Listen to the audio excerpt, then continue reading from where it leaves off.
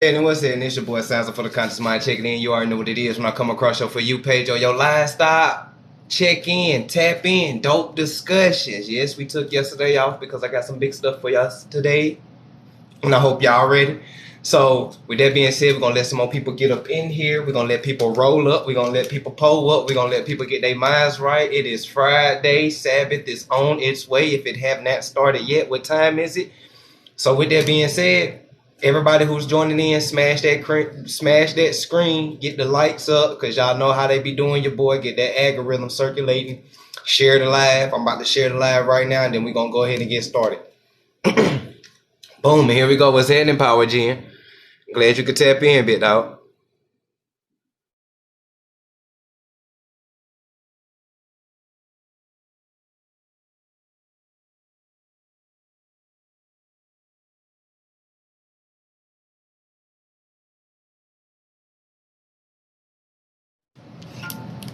What's happening, God promises? What's up, O? Glad you could tap in. You tapped in early. Brown Sugar, what's happening? What's up, Rita? Glad you could tap in. Glad everybody's tapping in. We in here. Yes, we most definitely in here. Most definitely in here. We almost didn't make it. I was running late. Had to stop by the store. Y'all know, man. Ran out of Rellos and stuff, and had to get right. You feel me? But I'm happy. We gonna get started. But what up, bro? Just in time. Most definitely. We gonna get started. I'm just happy because I bought a nice little light. Got a nice little loud pack. You feel me? And what have I always told y'all? If you buy enough loud, you can find seeds in them.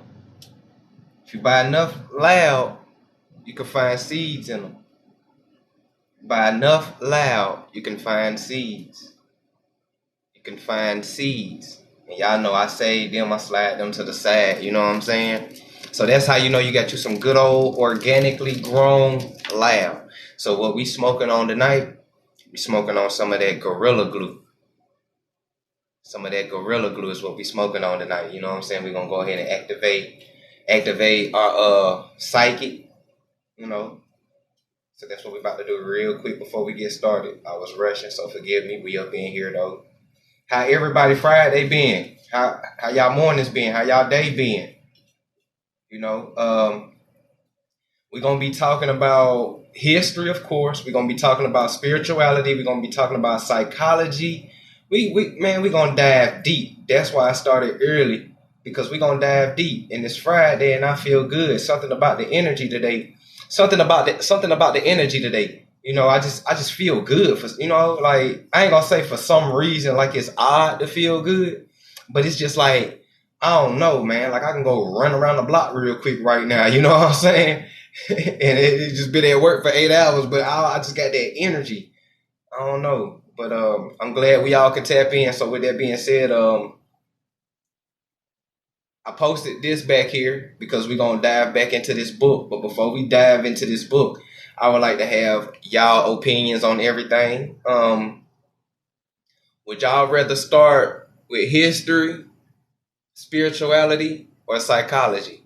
Or y'all like to be updated on the news real quick? Y'all let me know in the comments. You know what I'm saying? What's a good host without asking his guests what do they like? You know what I'm saying? For once in a while. We here building, we family. Everybody's opinions and ideologies is welcome here.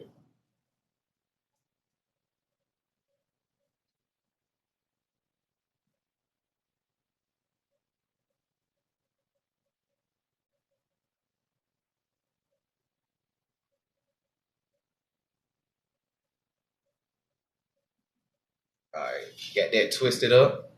All right, we got that twisted. Let's go ahead and get these. Let's get this. Can y'all see it? Get this white sage going. Let's get this white sage going, cause y'all know that we be up in here dropping gems, so we gotta cleanse the area. Get this white sage going. I got my window up already, cause I don't need no low vibrating entities being stuck running around going crazy. That's what happened when you burn sage with your windows closed. low vibrating entities don't go nowhere. Only thing you doing is aggravating their ass, and they just running around your crib going crazy because of the smell and everything. Man, let that window up. Let them out. Cleanse your space. So we're cleansing our space right now. We're cleansing this space because we about to get deep. You know, got to cleanse yourself too. Got to cleanse yourself, cleanse your aura, cleanse your environment. You know what I'm saying? Some cleansing for y'all real quick. Now we about to get into it. Let me put those right here. All right. We in here. Spirit, most definitely. We don't need the news unless they got some money for us. Hey, I feel that, God promises. I had to see the news, what's going on. I got you. We're going to dive into it. News real quick. Okay. Start where you want to. We rolling with you. Got you, reader. Spirituality, got you. Hit us with the spirit first. Okay, news. What's happening? Divinely guided. Glad you could tap in. What's up, though? Untitled 187. What's happening? Hey, my cuz on here. My cuz is on this thing. Shout out Untitled 187. You already know what's up, man. You already know what's up. Hey, what's happening? Hey, glad you could tap in, dog. For real. Greetings to all y'all. Yeah.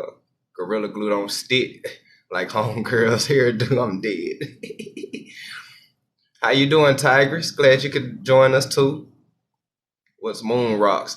Moon Rocks is pretty much it's pretty much the resin or concentrate as they call it now. It's like a different brand of resin or concentrate rolled up with a different brand of shake and keef, and then that's rolled up into like buds of a whole different thing, and you blaze that thing, get lit, pretty much. All right, so in the comments we mostly got spirituality and news, so we're gonna go ahead and start with the news real quick. Y'all hang in there. We're gonna start with the news real quick because that's only like 3 slides. And then we're going to dive into spirituality, and we're going to say the best for last. We're going to say the best for last because, yeah. Inky and Alil, Yahweh, El. Ooh, man. We're going to say the best for last. But let's go ahead and get started real quick. Got enough people in here. Let's go.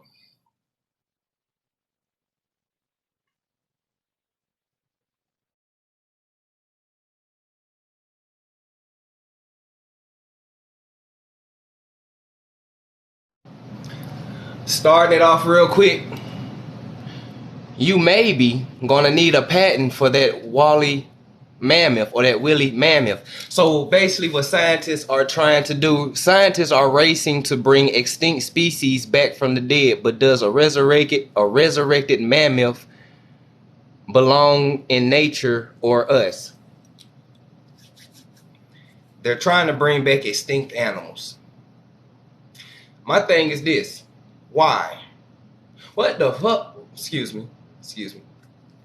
What are we gonna do when we walk outside our crib and see a damn saber-toothed tiger and a fucking woolly mammoth? Like why, bro? You walk outside your house and see a damn pterodactyl or a damn what's that damn long neck from Land Before Time. Y'all remember that shit? Land Before Time. You gonna walk out your house and see Littlefoot and his partners out there in your grass eating your trees and shit, man. These folk better leave stuff alone, man. That shit gonna backfire. It's gonna backfire. Watch. The first extinct species that they create gonna ramsack the whole laboratory. Shit don't never go right when they do stuff like that. So let's go ahead and read this a little bit.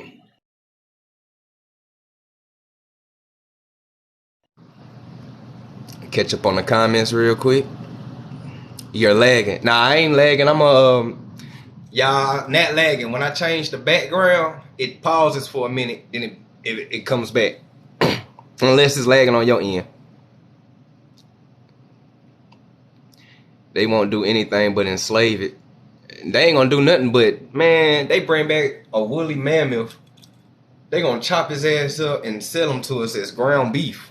And people gonna be eating woolly mammoth meat. Yup, so true. They do clones as well. Yup, preach, my brother, most definitely.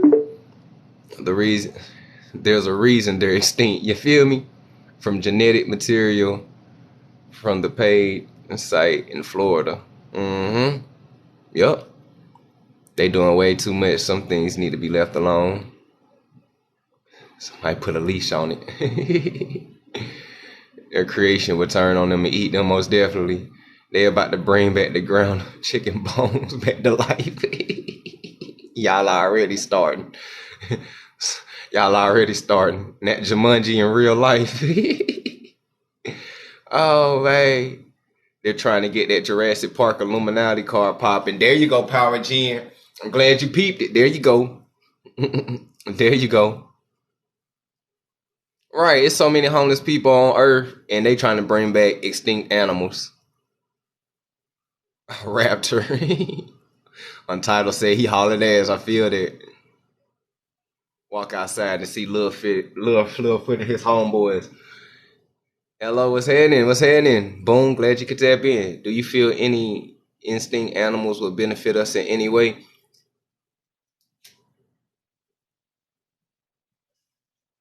Hell no.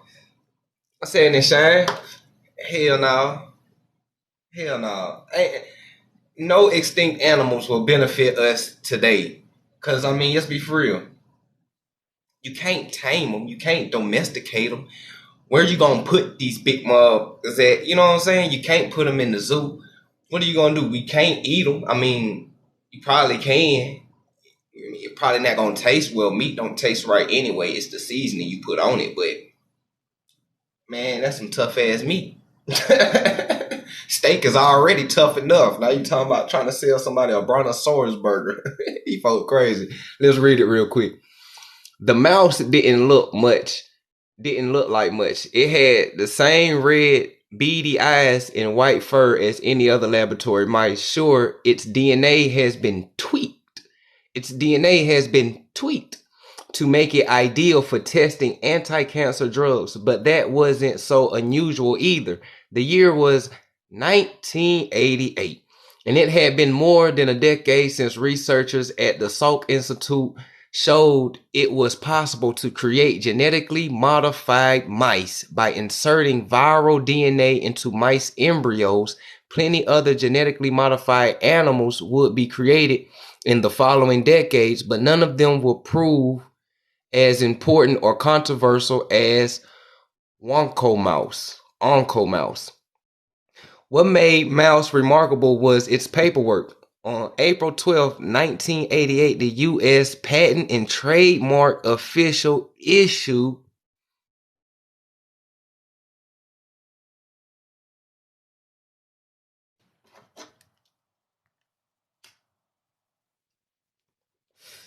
a patent for it.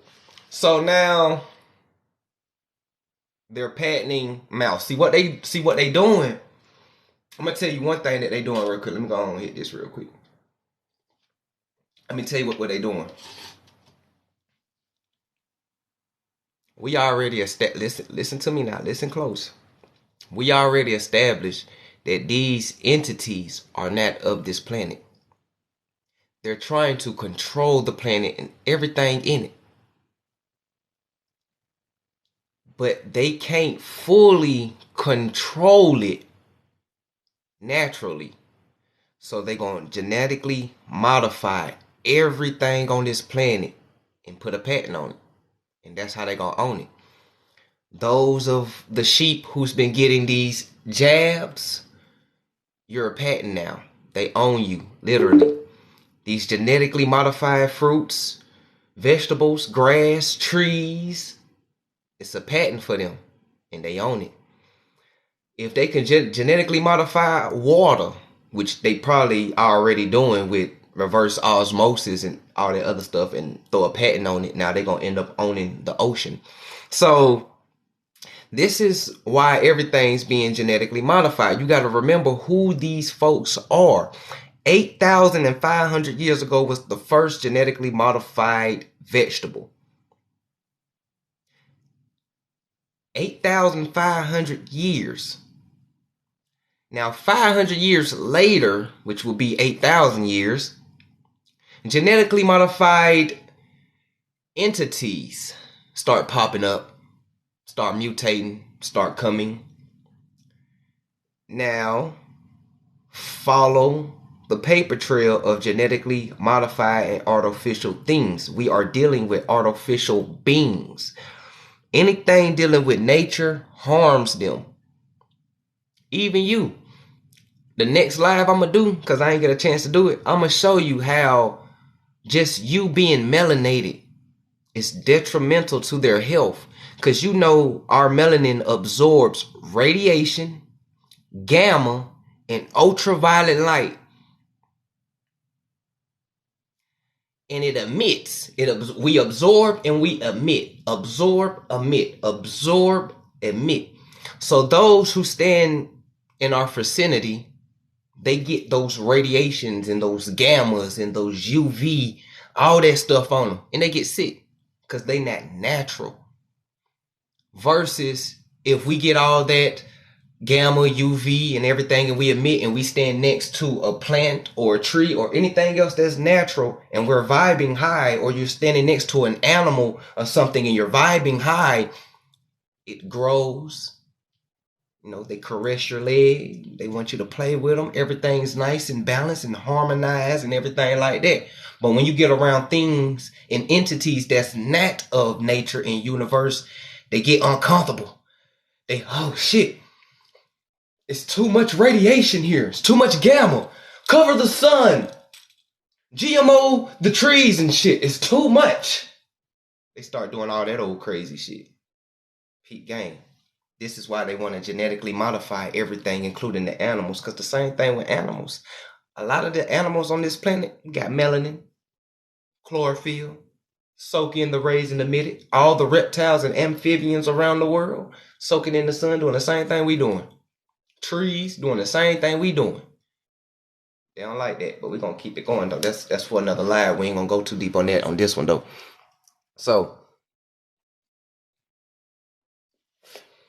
the patent turned a mouse which had been modified to be more susceptible to cancer. The mouse which had been modified to be more susceptible to cancer.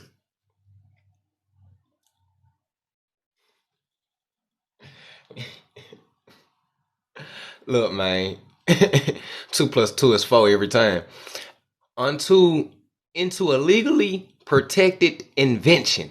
They turned a damn genetically modified mouse into a legally protected invention with a patent that prevented anyone else from making or selling mice with the same genetic tweaks, or at least for the 20 or so years that most patents last. The patent was granted to Harvard University, which passed, hold on, bring it back. Harvard University, Skull and Bones. Okay, now just continue going.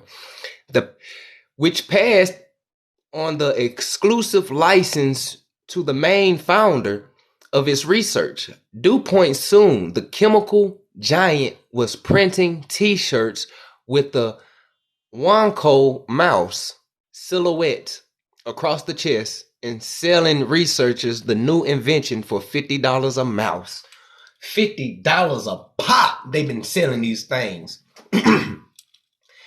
And they $50 a pop. These mouses is going. Boy, this sound like trapping on a sophisticated level. And they worried about my partner down the street knocking a little bud.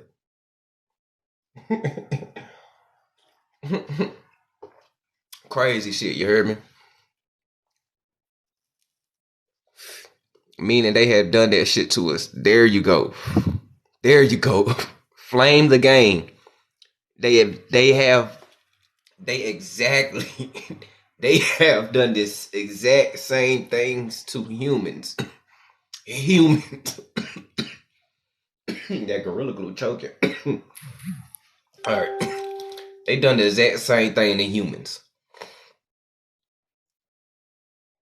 Nobody on the face of this earth, from my knowledge and research, have ever caught cancer until after the 1800s.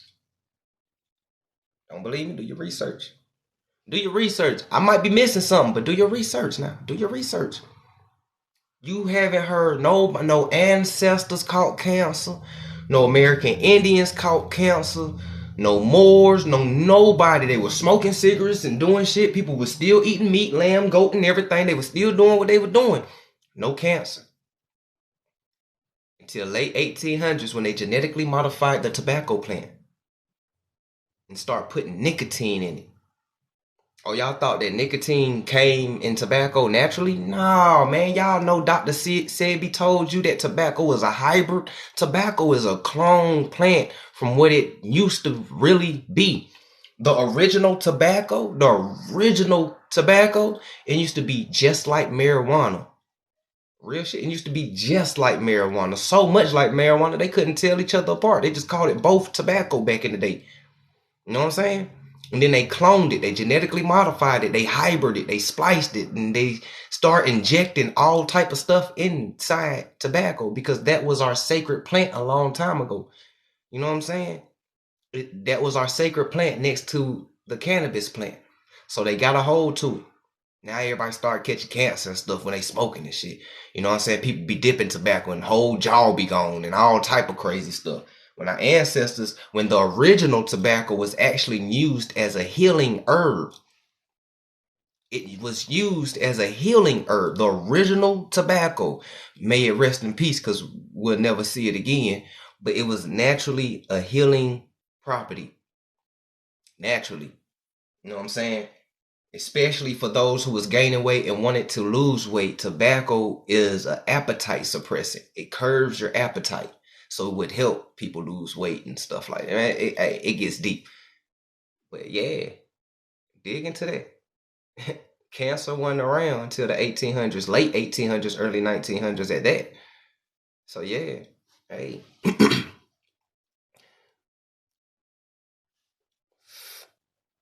Is that why the certain pink folks are uncomfortable with the darker races? That's exactly one of the reasons why certain pink folks are uncomfortable with the darker race. It's look, it's the reason why a lot of them don't like us because it's 75 or 80% spiritual and the rest is physical. You know what I'm saying? My light energy definitely makes people uncomfortable in broad daylight, most definitely.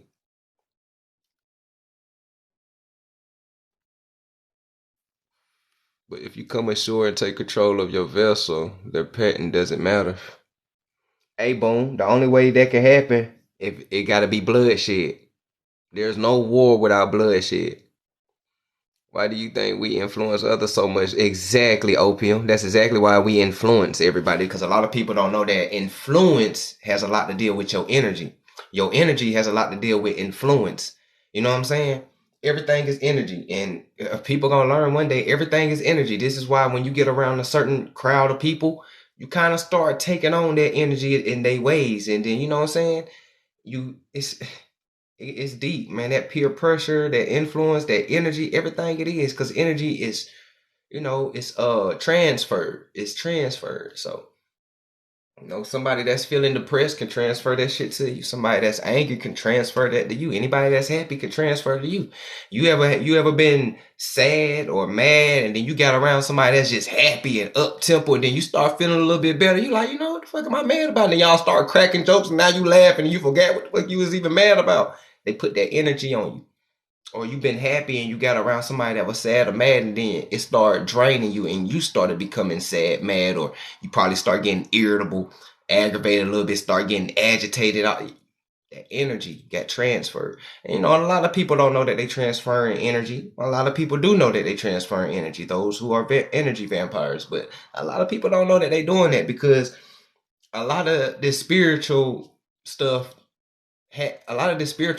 stopped being taught to us a nice little bit. I ain't gonna say a long time ago because I ain't trying to make it seem like ancient BC, but a nice little bit of time ago, our ancestors used to teach the kids about spirituality first. and then teach them about the 3D realm and everything, because the spiritual is a reflection of the physical and the physical is a reflection of the spiritual.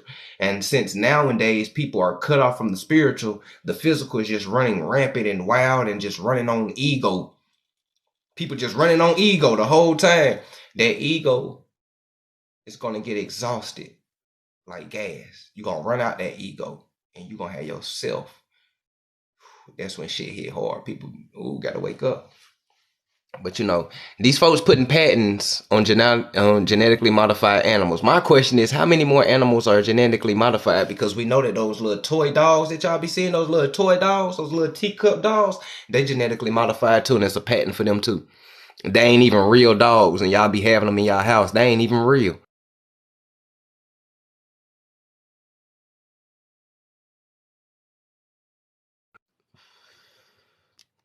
So the science of the extinction, bringing long extinct species back into existence, is edging closer to possibility. In January 2000, they've been doing this shit for a long time now. 2000, it's 2022, so they probably just renewed that patent on that to possibility. In January 2000, they've been doing this shit for a long time now. 2000, it's 2022, so they probably just renewed that patent on that mouse that they just talked about, because 20 years or more, the patent, you got to renew it. The last living bucardo was killed by a fallen tree. The species of wild goat native to northern Spain had been pushed to the brink of extinction by hunting and was finally done in by a gust of wind. It was an unceremonious end to a species. But the year before the last bucardo died, scientists in Spain had taken a small chunk of tissue from its ear in the hope they could eventually use the DNA within to bring the species back to life. That's exactly what they did in 2003. Taking the bucardo's DNA, hold on, put it inside eggs that were implanted inside other goat species. In 2000, it was on the brink of extinction. They took a chunk of his ear and they did what it did. 3 years later, they accomplished their goal. 3 years later, they accomplished their goal. We are in 2022. Let that seep in. In 3 years, they done brought that goat back to life. Now, if I want to bring a woolly mammoth back to life, I would need a descendant, which would be an elephant. If I want to bring a tiger back from ancient days, you would need a tiger. You know what I'm saying? The descendants is still here, those ancient animals, and you can use those DNAs, you can implant it inside the eggs, the mammals, the womb, or whatever like that, and it can happen. Just as easy as we thought about that here on this live in about 5 seconds, they done already thought about that shit in 2003 when they successfully did this damn goat in 2003. You feel me? So hold on, let me cut this down. I thought I cut this down. So yeah, it took them 3 years to do this. So now, just take it a step further to human cloning.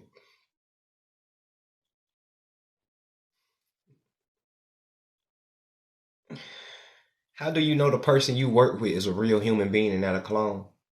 How do you know that there's not a factory out here mass producing populations of genetically modified people that they have patents on? Or how do you know that that's not the end game or the goal? I mean, we see those little skin bodysuits where you can put your consciousness into it. But people don't know that once you put your consciousness into it, you become owned by something. Become a slave again. Uh-oh. Uh-oh, metaverse slave. Uh-oh, cloning slave. Oh, man, just stay on topic, though. You know what I'm saying? Everybody good? Y'all straight? We good? Let me go back. Let me check the comments real quick.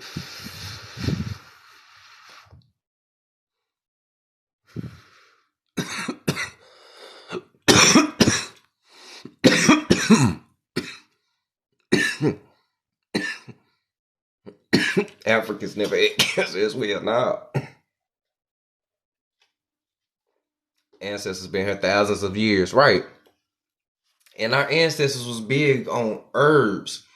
So even if they was to have cancer back then, there's so many herbs that cure it to the point you wouldn't even know. Black seed oil is one of them. Cannabis is another one. Just those two alone kills radical tumor cells, which causes cancer. Just those two alone, and there's over thousands and thousands of other herbs that do the same thing. You know what I'm saying? Go and get you some dandelion root, bardock root. You know what I'm saying? Go and get you some lion mane. Like, there's so much stuff. So even if so, our ancestors just used to cure themselves all the way through, no matter what. So we was just always healthy. This is why we live for long times, damn near 300 years, 500 years and stuff like that. Like, gotta get back to that earth. What's good, bro? Good evening. Saying it to you. Oh, sigh. Cancer is most definitely bad, babe. I just got the book Goodbye Germ Theory. Yup. Hey, that's a good book. I know exactly what book you talking about. Heart attacks not until 1920. Right. Hey, I'm glad you said that too. God promises heart attacks didn't even happen until 1920. Even during slavery and all this shit that our ancestors went through, we ain't had no heart attacks. Niggas was strong, resilient. Even when they was eating slave food and all that other stuff like that, they no heart attacks. But you move to 1920s, hey man, look. Every time we get on here, what I say, bro, something about between the 1880s to the 1920s is when there was a huge flip. Like, there's always a flip in ranges of years. Like, when the year 2000 hit, that was another change into another era. The beginning of the end of the old world and ushering in the new world. See, people be talking about this new world and one world government and stuff like it's brand new. They've been doing it. They started working on this in 2000 when they was like, it's the end of the world, and everybody think that the earth gonna kaboom, but no, it was the end of the old way of doing things, and they ushered in the new way. And during that usher in, if you paid attention, and as soon as 2000 hit, there was no more car phones. Landlines start becoming obsolete. Internet start becoming better. Cell phones got a huge ass upgrade. I'm talking about huge. They went from big, bulky. Then they start getting a little smaller with the Nokia. Then the flip phone started getting introduced. Then the Razors. Then you had the sidekicks. Then you had the chirp phones. Then they started. It just kept coming. And a lot of people was plugged into the matrix, and they didn't see how fast this technology was coming. But this shit was coming fast as new iPhones. You feel me? Like, yeah. So in 2000, that's when all that stuff started hitting. And then I like to say that the gap is like every 10 to 20 years. If not, every 10 to 20 years is when a mass surge of inventions and a new flip to way of doing things start becoming incorporated into our living on the low. And about 50 to 100 years is when the total destruction of an old way of doing things is ushered in with a new way of doing things. And we've hit those dates over and over and over. Come on, think about it. Now, everybody like to say we've been enslaved for 400 years, but now you know about the totalitarian empire and old technology. When we get all that stuff established and we understand that, then you start thinking about that 400 years of slavery. So every 50 to 100 years, it's an old way of doing things go out the door, and a new way of doing things come inside the door. Every 10 to 20 years, there's new inventions being dropped crazy, like new iPhones, you heard me? So at 10 years old in the year 2000, I seen this shit happen, and people thought I was crazy as hell. And I was like, bro, what the fuck is going on? And then if you really paid attention, people's mindset start changing. You know what I'm saying? Music stopped like 1980s music. We're gonna get back to this. Y'all know how I do my first rant. The next one will come 30 minutes later. So this is still the first one. But music was about unity and black empowerment in the 1980s. We know that. There was still a little bit more of that in the 1990s and later on when you talk about Jill Scott and Wycliffe and all of them folks. And then as soon you got your gangster music, but gangster music at that time was still like F the police and all that and like real shit. You know what I'm saying? And 2000 hit. Hold on. 2000 hit. Trap music. And when I say trap music, I ain't talking about selling drugs trap music. I'm talking about literally trap music. And one of the main persons who was bringing it to the forefront is one of the main people that people saying is the feds. You know what I'm saying? I mean, they be like, I don't know, but they be like T.I. You feel me? Like, I don't know. They be like T.I. the feds and shit. Like, I don't know for real. Everybody's entitled to their opinion and conspiracies. I don't know. You know what I'm saying? Because he be doing some slide slick shit. I know he's down with the brotherhood too, but something's going on to where a lot of these celebrities is kind of starting to wake up and saying, fuck that shit on the low. You know what I'm saying? Age of awakening. Even they got to wake up and say, fuck that shit too. But they say that he was the feds. Then you hear about hip hop police. Now everywhere is flooded with trap music that traps people within the same cycle of destruction. The music frequencies changes. Now everybody want to be a trapper. Everybody was a dope boy. I seen that shit. 2003, I was 13, sitting back. Everybody went from woke folks. Everybody Easy and Tupac during this era. Gotcha. 2000 hit. Everybody a dope boy now. Oh, damn, you sell too? Damn, you sell weed too? Damn, bro, when the fuck you start trapping, nigga? You used to watch Dragon Ball Z. What the fuck you doing out here on the block? I'm just trying to get some money, you know what I'm saying? Can't ban the snowman. Boy, what is you talking about? Cut Jeezy off. Jeezy gonna have you locked up. That's when that shit start happening. And then that's where it stayed at. That's the thing that raised the red flag for me. That's where it stayed at. Music did not change like how it did.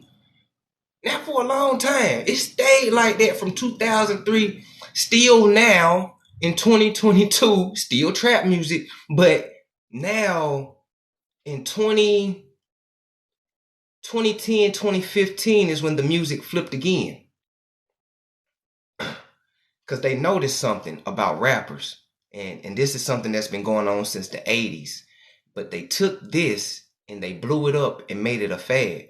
And what it was is something that's called reality rap or emu, which means emotional music. And they turned it to rap. So now you got emo rap, which is your emotional based rap, which is all this depression music that you hear now. All this sad stuff. Everybody getting hurt. Homeboys dying. I feel like blowing out my brains. I'm drinking out all this lean, hoping I don't wake up today till my kidneys fail. And all that old sad shit. It's sad. I ain't making fun of nobody's pain. It's sad though. It's sad. But the thing about it is that it's so sad that people don't even pay attention because the audience has been desensitized to feeling emotions. Bring it all the way back around because we cut off from spirituality. You see how it comes all the way back around? We cut off from spirituality. So people is desensitized to empath. They can't feel. We just, oh shit. That beat hard. Yeah, my nigga almost about to die. He about to kill himself, but that beat fire in the motherfucker. Cut it up. Niggas be dancing to people's pain, bro. The music that's supposed to be like, damn, bro, that's sad as fuck. He doing that. Niggas is turning up to that shit. And when you unplug from the matrix and you sit back and you watch this twisted shit, you're turning up to somebody's pain. That's like me telling you, bro, I can't do it no more. I'm about to blow my brains out. You start dancing and shit. The fuck? You know what I'm saying? It's twisted. And that's just on the male side of things. Everybody like to overlook the female things. Female rappers is sex sells. The only way you gonna be a famous female rapper if you get half naked. Sex sells. It ain't even about your bars. It ain't about your lyrics. It ain't about how deep you could go with a topic. It ain't about none of that. Real female rappers that I grew up with, they can be fully dressed like Missy Elliott in a fucking plastic bubble suit and still have you, whoo, boy, them lyrics. You know what I'm saying? MC Light, Jill Scott. You know what I'm saying? All these folks. Lauryn Hill. You know what I'm saying? All these, they prove to you sex. You don't need to do that to sell records. But what it is that now, since you cut off from spirituality and everybody's operating 100% on ego, your ego hosts the greed spirit. So people want that bag so fast. They can't wait. They don't wanna go through the trenches and the dirt. So when they finally get to their goal, they can appreciate the shit that they done did. And nah, they want that fast money. They need that shit fast. Let me take my clothes off and shake my ass real quick and drop a couple of bars about fuck these niggas. Ladies, get your money. If broke niggas don't deserve no, just a whole bunch of shit that tends to people's ego. That's all it is. So now on one side of the music, this and go outside tomorrow and watch the population, because this is how it is.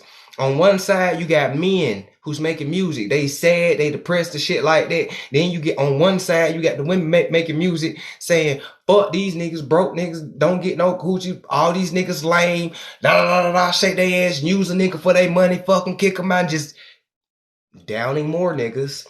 And shit, like all this shit feeding your ego. And believe it or not, depression is a form of your ego too.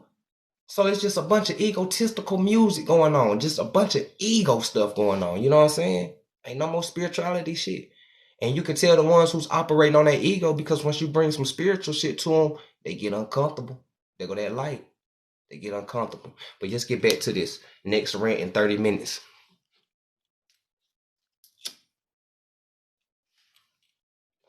So now they done genetically modified and brought a goat who was extinct back to life in 2003. Crazy. Let me flip this and I'm gonna catch up.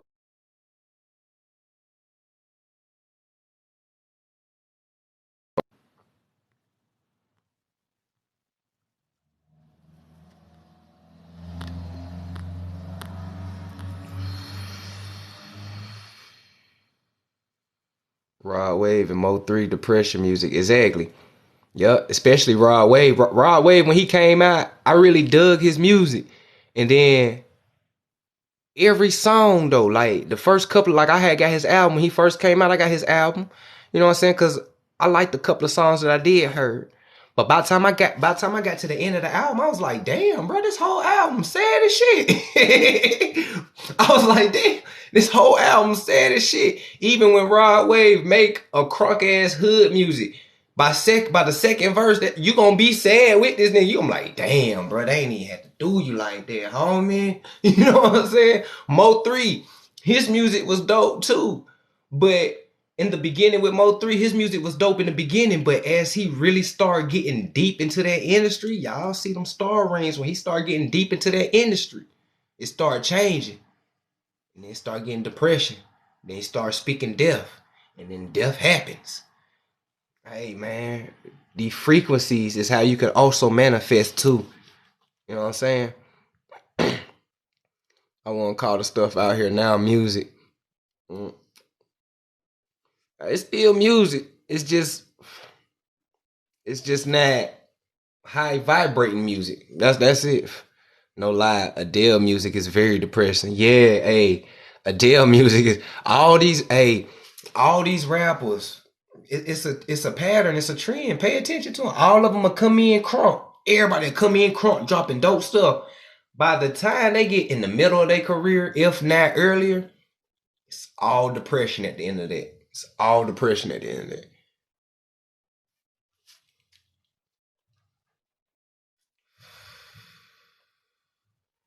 Like for real.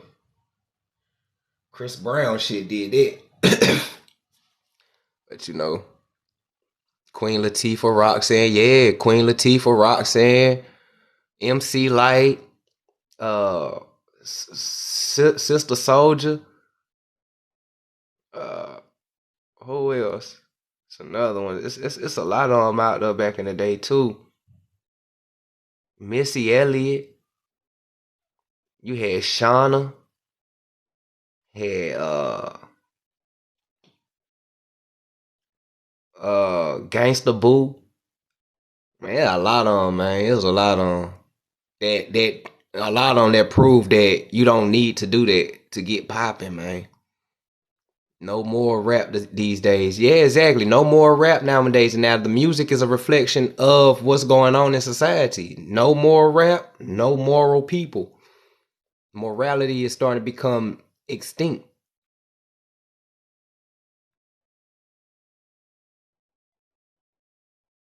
Damn, didn't think about the turning up to pain reference. Yeah. What's happening, Russell? Glad you could tap in. It's definitely a mind control reader. That MK Ultra. Alpha Omega and CI both informants. I heard that. Send that DVZ, I'm dead. Hey, for real. Right, Mr. Rubber Band Man get stuck with 50 guns out on bail the next day. Power G, you know what I'm saying? You feel me? And he said, what, he a five-time felon? Get caught with 50 guns.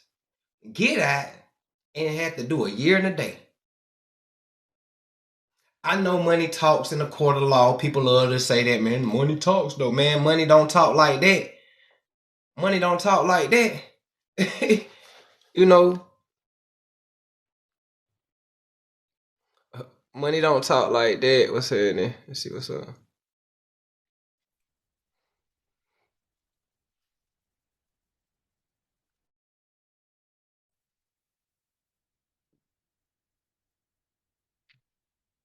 Peace and one love. How's it going? What's happening? What's going on? Now, cooling. What's happening? Everything's good, man. What's the word, Chief? Then just going over a couple of these news articles, and then we're gonna touch on some books and stuff later on. Just For sure. the usual, expanding our minds.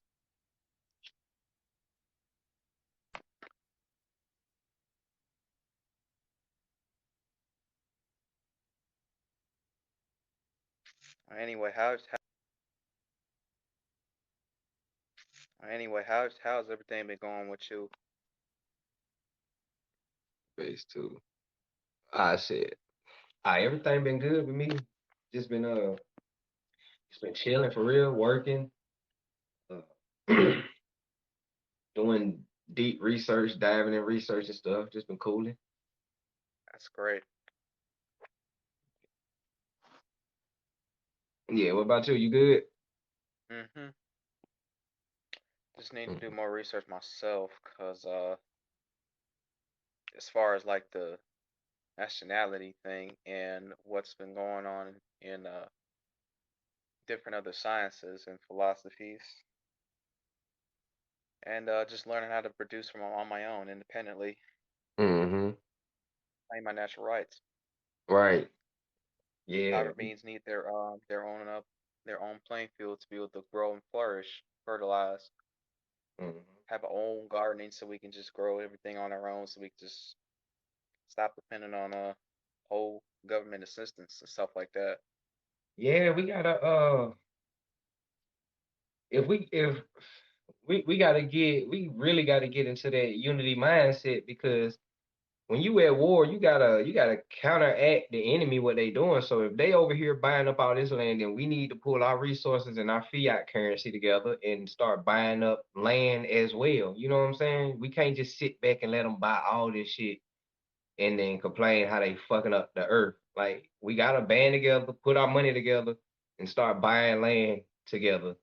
And then once you start buying land together and stuff like that, and we still and when we get to rolling for real, At the end of the day, that nationality stuff won't even matter because we done already took over regardless. So whether you want to recognize who we are or not, we still gonna take over this bit. So that's why I'm very heavy on just uniting and putting our resources together, real heavy, because that right there cancels out anything and everything that they got planned.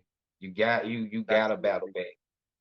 You gotta battle back on all planes. If they buying land, we gotta buy land. If they messing up the food, then we gotta plant our own food. You know what I'm saying? And we gotta get back on. We gotta get back to having inventors and stuff like that, so we can start inventing our own stuff in our own Yeah, cars. hold on, man. You know Somebody what I'm said saying? it's too late, brother. What you mean by that? I'm trying to figure out. He said God has us. What is he talking about? Okay. God, God, God do. You know what? I agree with God. Do got us. God is the reason why a lot of us is waking up and we coming up with this idea and this plan and putting it in motion. God is a spirit. God is an energy, and He works through all people. So you're right. And God is telling me to tell everybody we need to unite and combat the stuff that they doing. Thank you. It's never too late. It's only too late if it's only too late if you hopeless and you don't believe. So if you hopeless and you don't believe, then this life ain't for you. You might want to scroll off and go watch some women twerk. You know what I'm saying? Yep. But on this live, everybody got It's hope. easy It's to never too go late. somewhere else, but all that trolling and stuff like that, now, if you're gonna do that, you might as well go somewhere else.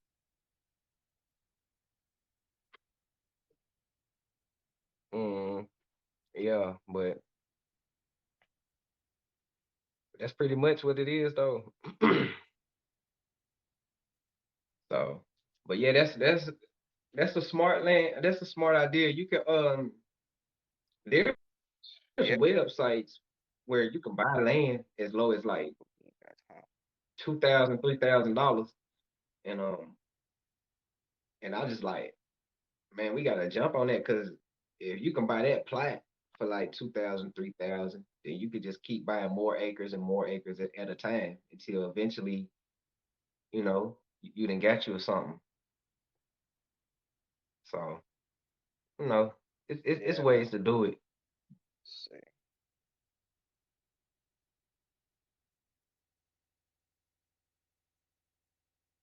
Let's see. North North Carolina Carolina has has a a country for a millie. and that's viable too. Yep, it is, And that especially and in the dirty South where you live in that, man. It's close to Georgia mhm, to South Carolina. it ain't that far. Yeah, and that meal ticket is fairly easy to buy. See, a lot of people might see that meal and be like, "Damn, that's a lot." But if you break that shit down and everybody put in their funds, it ain't. That's easy. That's really easy to achieve. And I feel like when you buy the land too, once we all hopefully it be tomorrow, but when we unite and stuff and we do put our funds together and we buy this land, everybody who put their money in to get this established, your name goes on the deed and your kid's name goes on the deed to the land. Yep, And that's how you can keep it in sure does. generations. And then you break it down to the kids and explain them the importance of what just happened so they can understand and keep it going and stuff like that. So that's how I feel. Anybody who help and pitches in, they name and their kids' name go on the deed, and they got say so like everybody else, and then you form a confederacy, a congress or whatever on your land, and we just take votes and it's it ain't rocket science. The Right. only thing that's rocket science is the unity part. That's the only rocket science part. I mean, there's no rocket science to any of that what you just mentioned, because it's only rocket science if you make it hard enough to where nobody wants to unite with, no matter if what we're standing on, as far as like the finding out who we are and stuff like that. But well, as far as buying land and everything like that, um, the, the money is there. Just Mhm. gotta put it all in a safe somewhere. Don't just spend it all on just bad stuff that we don't need. Right. It's there.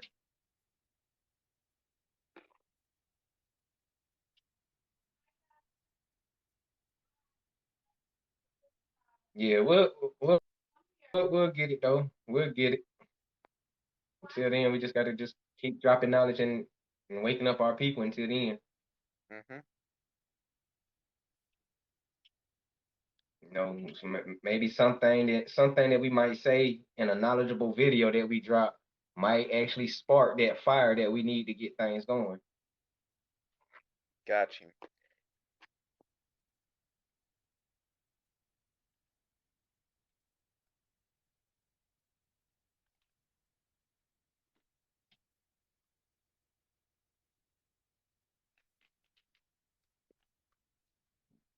But yeah, shit. Let me finish up with the lesson back here. I can't see the whole thing.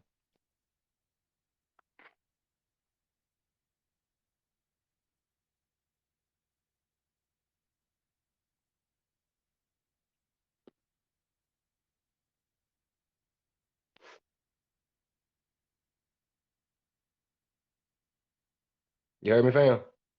Yeah, I heard you. Now, as far as like the little conspiracy theories, like people like to say that it's nothing real about it. First and foremost, anything that's conspiracy that's made by that's made by the so-called CIA agents, they made it to make it seem like it's not critical thinking, it's not important. Right. I mean, for real. I mean, you can laugh about it if you like. I mean, it's all there. Just it's been put in front of our faces for so long. Hmm. It's easy to hide it. You just hide it in plain sight. Nobody would notice. Mhm. The best place to hide something.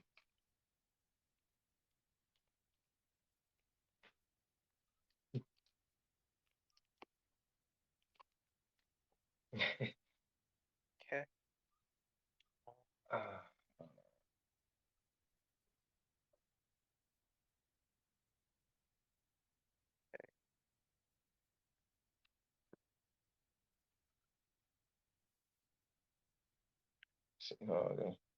yeah, it'd be right up under your nose at times. But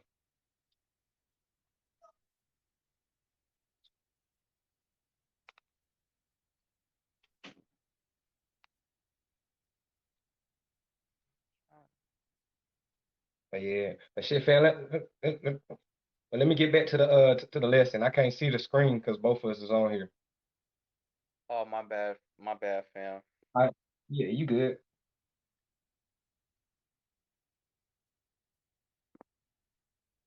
Okay.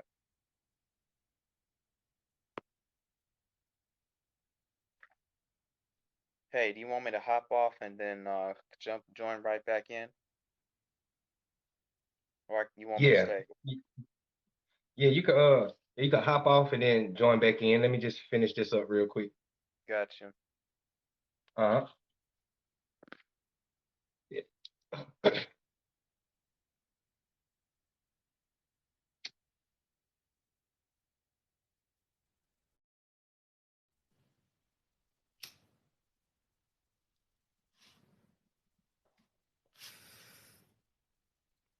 All right. So the last thing on this one is for a brief moment the Bacardo was back.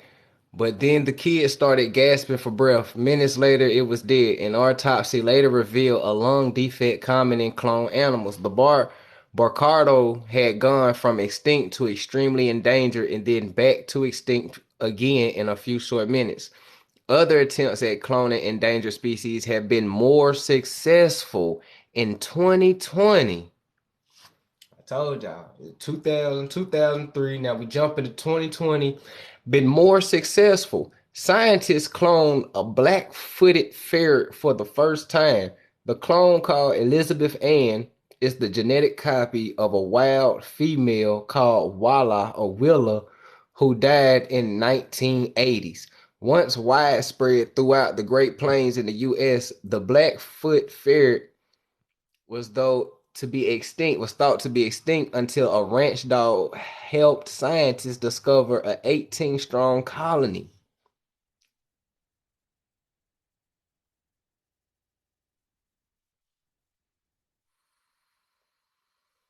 Oh, we good, big dog. We gonna get the energy back. We good. We good.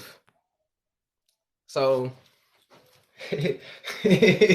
so, hey, hey, y'all chill, man. Hey. So they failed, then they succeed. You try and try again. And hopefully about 17 years later, you get it right, which is they did. So now, with that being said, how many animals are actually cloned around this motherfucker? You know what I'm saying? Somebody said pit bulls up in the comments. I seen that. You know what I'm saying? Um, I seen that. I've been telling people that pit bulls aren't really, they genetically modified too. That's why they be quick to snap. Like you can't. Whew, I don't like pit bulls. I'm gonna be real. If you got a pit bull, I don't want to come to your house dead up. I don't trust them because they flip on you like that. And everybody be like it's just how you raise them, bro. I know plenty of people who raise the dog with love and the dog spaz on them. My partner, like 5 years ago, got attacked by his own pit bulls and they damn near killed dude. You know what I'm saying? And all he did was go feed them. Go feed them on time every day. And this day they just flip. You know what I'm saying? Like, and then they not safe around babies, man. There's plenty of times pit bulls then ripped up babies and stuff like that. And it's crazy. You know what I'm saying? Versus a organic original dog like a Rottweiler who knows that that's a baby and you have to be gentle with it. You know what I'm saying? These genetically modified animals is they different and you can tell. And you can tell genetically modified human beings because they different too. But hey,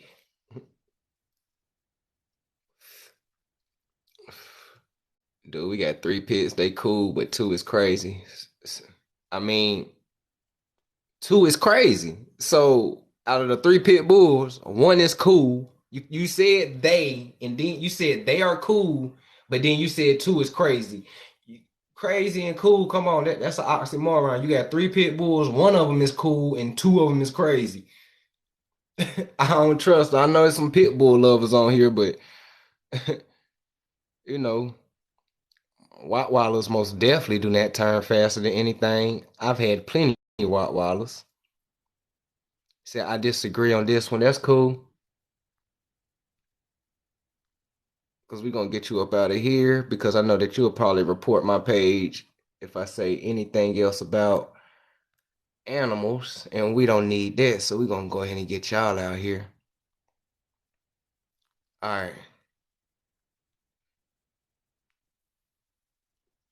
My pets are my babies. I feel it. I mean, every now and then you gonna run. I mean, I ain't saying all pits are, but about 90, 80, 90% of them, like I don't jeez with you'll come across a couple of them because they genetically modified. So you gotta understand, like you gotta know the type of breeds that they are bred with and crossbred with. So when you find those that are cool, just know that they not from that aggressive side of the family. And the ones who are wild and flip, then you know where those genes come from. It's still about, it's about genes. A lot of us got siblings. You probably got a sibling who's cool, probably got one who crazy. You got one that act like your mama, you got one that act like your daddy. You might act like both of them. You know what I'm saying? But it is what it is. It's just, it's too much for me to try and deal with. But if you could rock with a pit, do it. I'm just not gonna come in your house. We're gonna have to talk outside.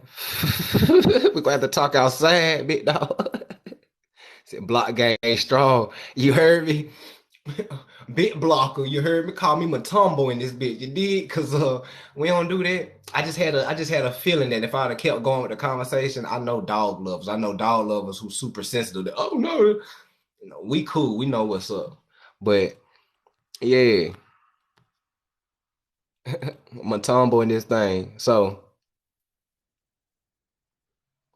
So I'm always on the floor when he blocks them. Hey, I ain't gonna lie, I get a little thrill out of blocking them too. It be funny though. You see, I used to breed pits, bro. You right. And at the same time, I've had pits. You blink, they run. Yeah, I've had some pits. I ain't gonna say I had some pits. I had a Rottweiler mixed with a pit. Her name was Pam, and she was so pretty. She had the Rottweiler fur, you know, that black brown fur, but she stood and she was built like a pit bull. She was so pretty, but she was so damn crazy though. Like the uh the vet said that these two dogs are not really supposed to breed. You know what I'm saying? For one, the pit bull gene gonna dominate the Rottweiler gene because it's already a hybrid in the first place. So my dog was mainly a pit for real. It just had the Rottweiler fur, you know, with a little had like the little Rottweiler, I guess, nozzle line, but it had the pit bull up here. That thing, she was pretty, but she was too crazy. We had to get her put down, and her brother her brother was worse than him. His brother be trying to eat you. You hop behind that gate, he gonna eat you. You gonna be a dinner. You gonna be a snack. You know what I'm saying? My dog just wanted to go fuck up other people's dogs. She like fighting. That's just naturally in her because she's a pit mixed with a Rottweiler. So you know, I had a couple of them. I had a couple of them that was cool, but you know, I've also had close homeboys who damn near got ripped up by them, and all they did was just go inside the house to feed them, and the dog was just like, ah. Like, damn, it's the same time I always feed you. What's wrong with you? It's like playing Russian roulette. I don't know. Well, we good though. Most definitely sound like people. Damn, she ate her whole litter. That's crazy. All right, let's go.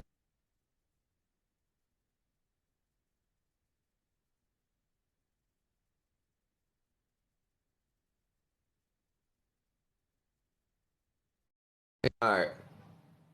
I know I said I was gonna say the history for last, but let's get the speed back up. Let's get the energy back high, shall we? Let's go ahead and get into some shit that we all like. If you got it, poet. If you got it, roll it. Cause we back in this book. And I got pictures this time. Oh shit. They were giants upon the earth.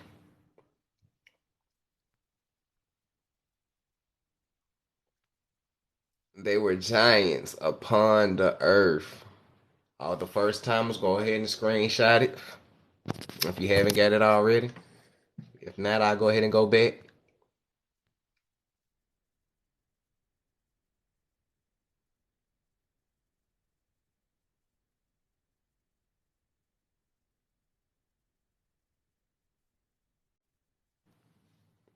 All right, here we go. They were what's happening, child of Yahweh? You right on time, cause we talking about Yahweh. You know what I'm saying? The wars of Yahweh. You did. You right on time. This book is called "There Were Giants Among the Earth." So you know,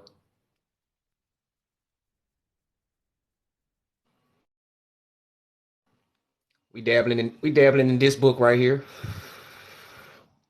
You know, they were giants upon the earth, gods, demigods, and human ancestry, the evidence of alien DNA.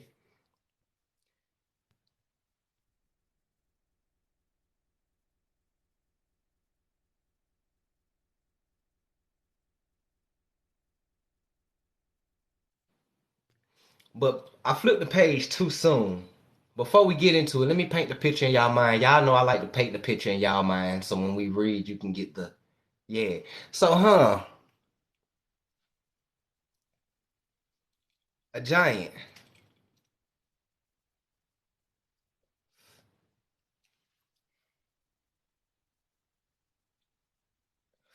You know the funny thing about the giants and stuff?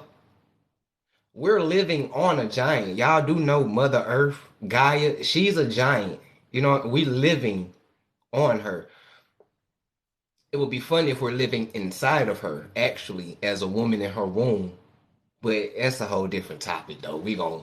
But check it out. They found this in Italy. Found that in Italy. We all need to take a trip to Italy together.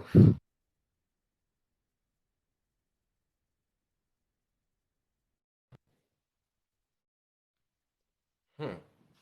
Then they got this one right here. This one intrigued me so much. Hmm. This thing looked like a reptilian to me. Look at him. Got the eyes, got the ears, got the mouth. You got the little chin right here. The scales and shit. Or if it's not a reptilian and he's a giant, but he's turned to stone and all that stuff. Like I don't know. He looks more like a reptilian to me though. I'm rolling with that one. They're in Hawaii also though. That's a whole different rabbit hole, you feel me? Hey, Opio says screenshot. So in the United States, yeah. Somebody brain that boy. His whole cap split. Oh man. I was just trying to explain this to my husband, and you start talking about it. That's amazing. You already know Unity Consciousness 144. We all sync. Law of Oneness. That man looked like he got his life sucked out on. If y'all in here wilding, we got lied to about everything. The Smithsonian buried this evidence. And you know what's crazy? It's the crazy thing. When they say that they buried evidence, all they did was just hide the books. Because the evidence is in your face. It's take everything out of it. You walking down the park one day, you don't know nothing about nothing. You come across this and you look at it, you like, nigga, that look like a reptilian or like some type of giant that used to existed back in the day. And then you just keep on walking along. You done already solved the puzzle. You just didn't know you solved the puzzle because it exactly what it looked like.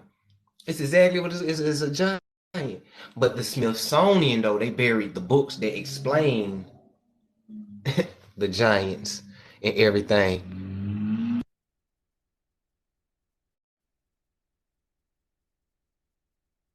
So now when you start seeing stuff like this and you start thinking about totalitarian empires and building huge steps, building pyramids, and people don't understand that Adam was a giant.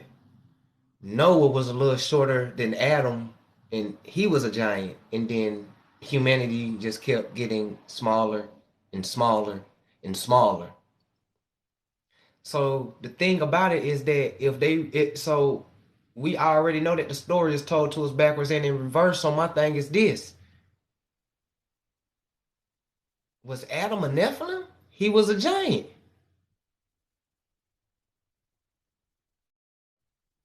Noah? Man, we gotta figure this shit out. What's happening, Capone? I believe they all died from the flood. Not really sure. No, giants is still among us. They just not 13 and 20 feet though. Book of Enoch underwater, yup. A lizard-like being. There are articles in the library, yup, yup. Most definitely.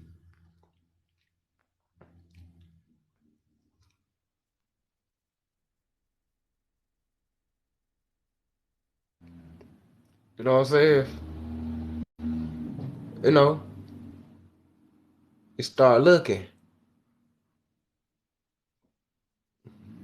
Mm-hmm.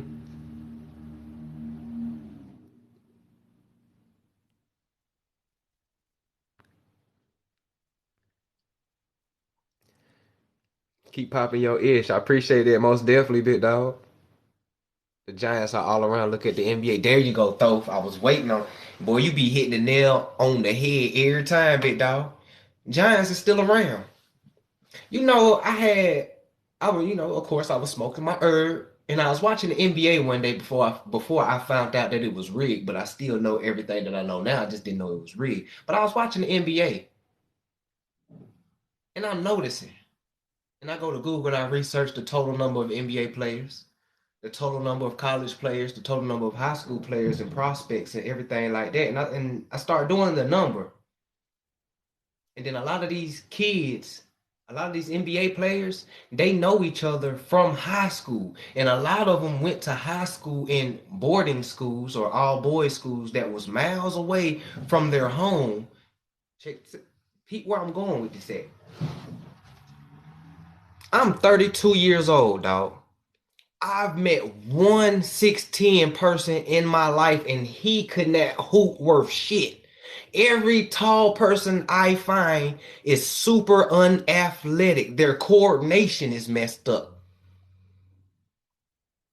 Where are y'all finding a whole league of these giants who's not uncoordinated?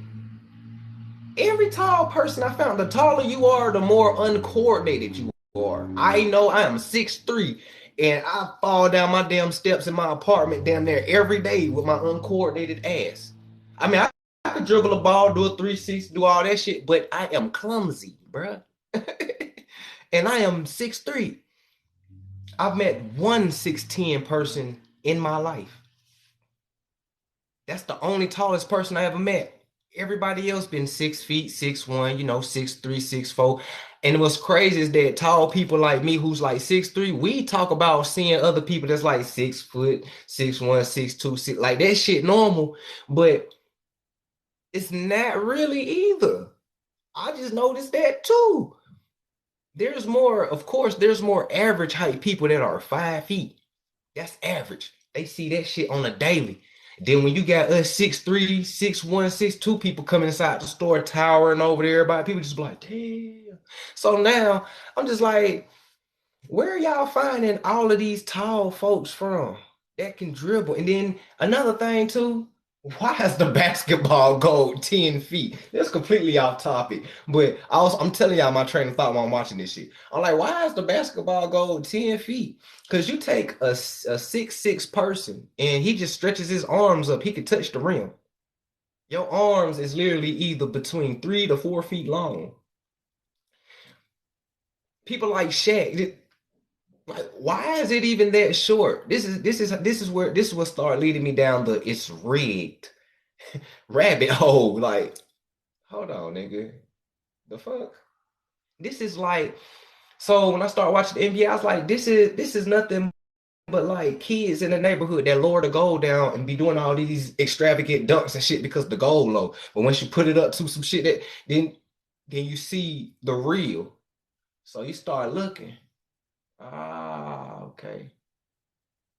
And then a lot of these basketball players, they fathers is mysteriously missing, or the ones who do have their fathers, they all played in the league, all part of the brotherhood. Steph Curry, Ball, he part of that brotherhood. You feel me? That's why all three of his sons got in there. And what's crazy of that is that as a regular hooper who had hoop dreams, you know how rare it is to go to the league. And the fact you had all three of your sons go showed me some rig shit right then and there, bro. Don't nobody know you. You popped on the scene, rich as hell with your own shoes, 3 sons in college. Okay, Alonzo Ball was all right. Your other son was, the youngest is the best out of everybody. But all three of them went, bro. I know niggas who's better than your sons at that in the hood, bro. It's pool. It's rigged. Who's better than your sons at that in the hood, bro? It's pool. It's rigged. Shit, who you know? And since we know we dealing with the elite, we know we dealing with the brotherhood, the Freemasons and all that, they know exactly who bloodline is who. This is why the league is filled with so many giants. And it's super rare for us to even see a motherfucker that's barely 6'6", 6'7", let alone you got a whole league full of 7 foot. 7'10", 7'5", 7'1", 6'9", 6'11". You sitting here like, and what's rare about the NBA is finding regular height people like me, 6'3", and nigga, we coming in abundance. But it's rare to find a point guard that's like that. And then when you do find point guards, yeah, I know how to dunk, do a little 360 and shit. But you be finding these point guards who be damn near taking off from the free throw line, and you be like, come on, dog. Hell no, bro. Hell no. Nigga, you 6'2", and you damn near took off from the free throw line cramming this man. Hell nah, bro. I know about workouts and leg exercises and but it ain't that much leg exercises in the world for that. These people know the bloodline. They know who is who, who's connected to who, who's being born, what time. They keep the eye on them. When they keep the eye on them, they wait to a certain year, then they appear themselves to the parent, which is the mother, and it's always in the hood, the struggling mother who needs the money. So yeah, go on take my kid to the boarding school and shit like that. As long as he get an education and he can go to the league and help me out the hood, I don't care what y'all do to him. Slavery. Then they get sent. Then you get measured up, just like slavery. You get measured up. Yeah, here, dude, send them over here. So now you got a bunch of league full of Nephilims enslaved. So you got giants literally enslaved. Cold game, ain't it? Cold game. Cold game. But that was my rabbit hole thought when I was smoking the herb, that psychoactive herb, and I was watching the NBA, and I was like, bro, where the fuck are they finding all these tall motherfuckers from? I don't even be seeing no 6'6", 6. Nigga, I barely be seeing people my height walking around. That's weird. And they know exactly where to go. Exactly where to go. Crazy. Told y'all rant 30 minutes. So in another 30 minutes, I have another rant for y'all. Let me catch up any comments real quick. See what y'all talking about.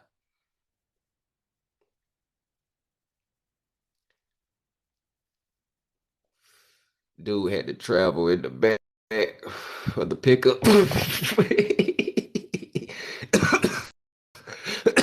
I'm dead. So what's your take on David and Goliath's story?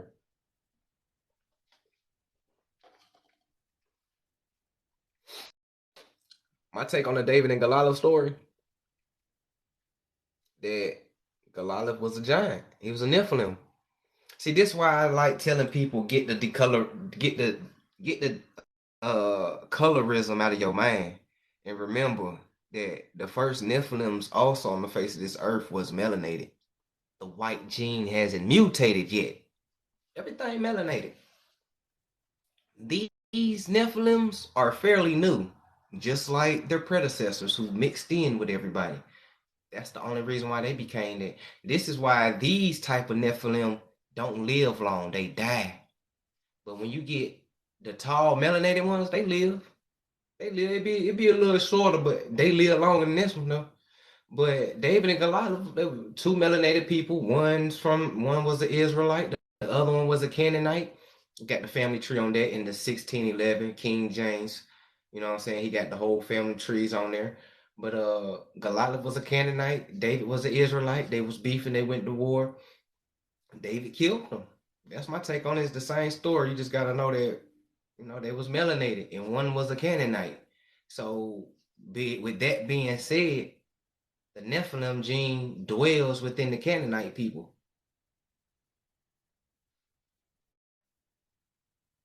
Just say, hey, I like the way you slipped it in that the NBA is rigged twice. Hey, Power Gen, you caught that. Reputation is the father of learning. All this time, I thought it was in the food. My brother 6'8", and your brother 6'8". Hey, he got the giant gene. I bet you he probably the only 6'8" person you ever see and know in your life, though. I'm trying to tell you, you ain't gonna find no other 6'8" person like that.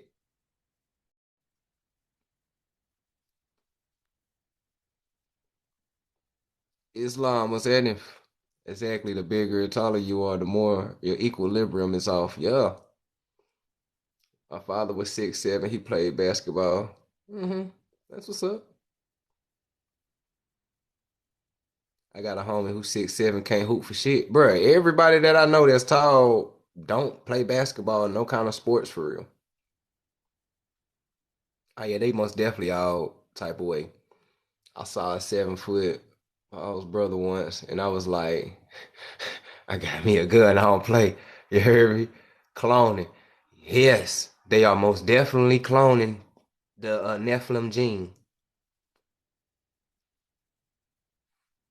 You wrote it. Everything is manufactured for show for a different outcome. Yep. Kyrie Irving. That part. Yeah. It's definitely control. It's entertainment. Oh, yeah, it's most definitely real. All sports is fixed. Yep. Kyrie is nice. Hey, Kyrie. Hey, I salute Kyrie because I salute Kyrie because he doing his thing amongst a bunch of evil entities, and he's doing that shit with his head up high, and he's marching, and he ain't being quiet for nothing. So shout out to that brother for real.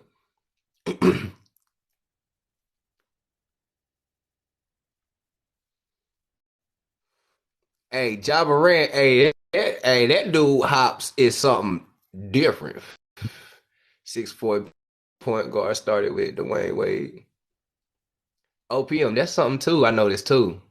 Dwayne Wade was the Dwayne Wade was for real one of the first point guards who changed everything. Like after it seemed like after Dwayne Wade came in, you just got a whole flock.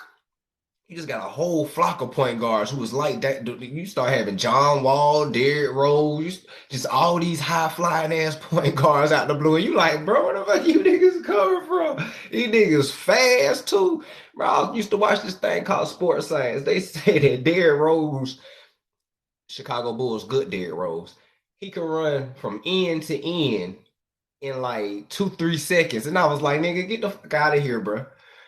It's made faster than Usain Bolt, bro. With that logic, man, hell, get the fuck out of here. These niggas is, hey, these athletes is on a whole nother level, and I believe that they juicing. I ain't even gonna lie, I believe they juicing, and I believe some of them clones. I believe some of them are humanoid cyborgs. I mean, look,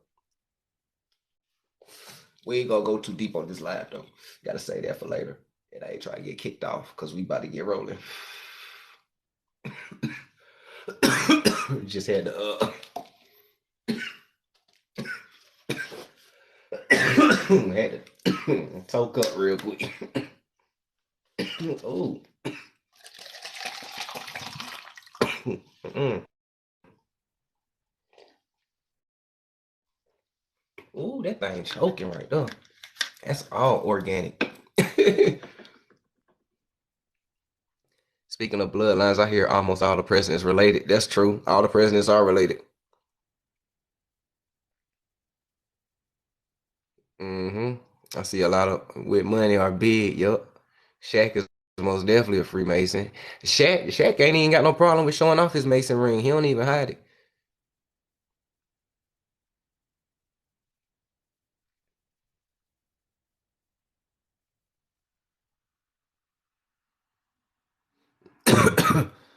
Nah, I ain't see that with his hand extended around the basketball.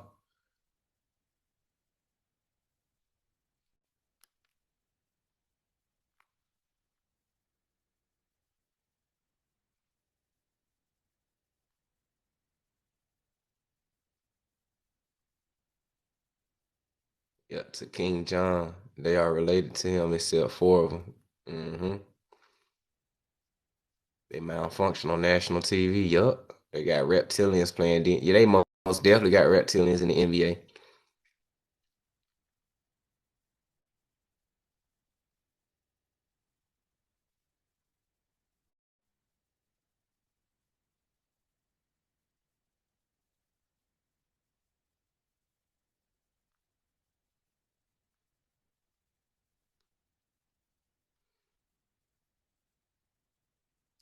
All right. So now, check.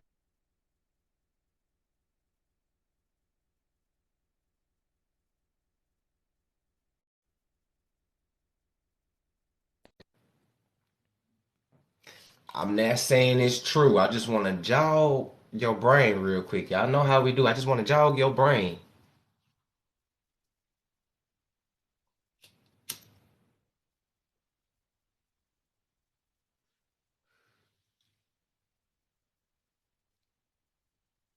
Anunnaki? I mean, how else is it gonna split? I mean, I'm just saying. I know these most definitely ain't normal athletes.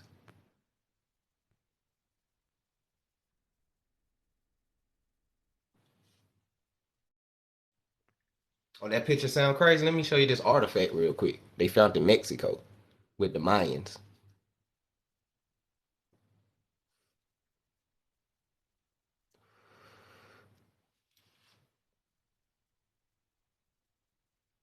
Ah, some of y'all still don't believe yet? Hold on.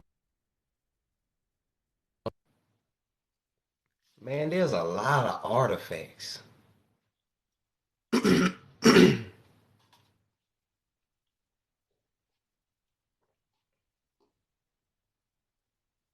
OPM said screenshot.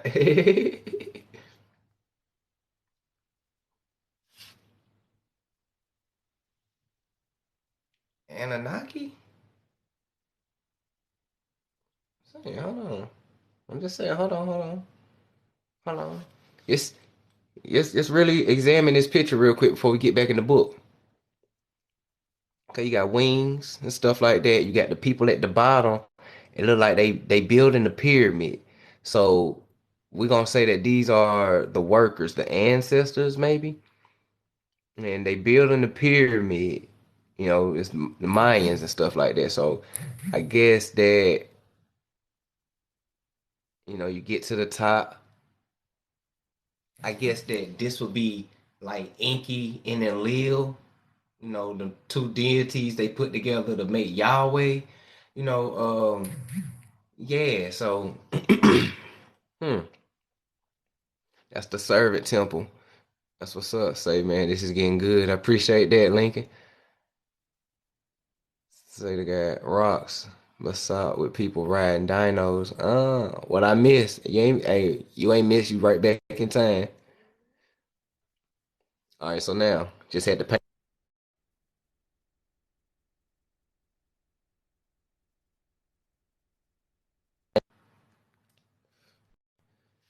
Last one. We just had to paint the picture real quick. Check this out. Check this out. Check this out. It's a real picture. Check this out. Something don't belong here, or something do belong here. You had to break it to him, huh? Hey, look, seeing is believing. They protecting the mother and child. Uh huh.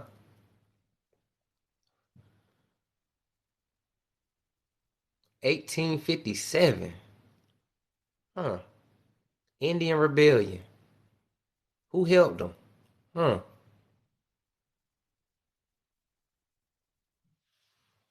I don't know. They said it fly though. They say it fly. I don't think it's a submarine. They say it fly. It could be a submarine and fly. But 1857, I thought everybody was in like ships and stuff and riding horses and that old cowboy story they be telling everybody. And this is an Indian rebellion. Huh. Who helped them rebel? Did they win?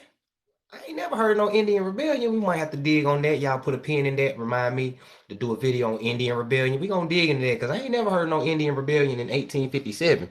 So we gonna dig into that. You know what I'm saying? Put a pin in that.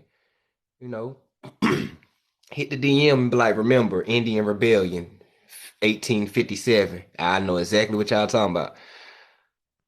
So now, with that being said,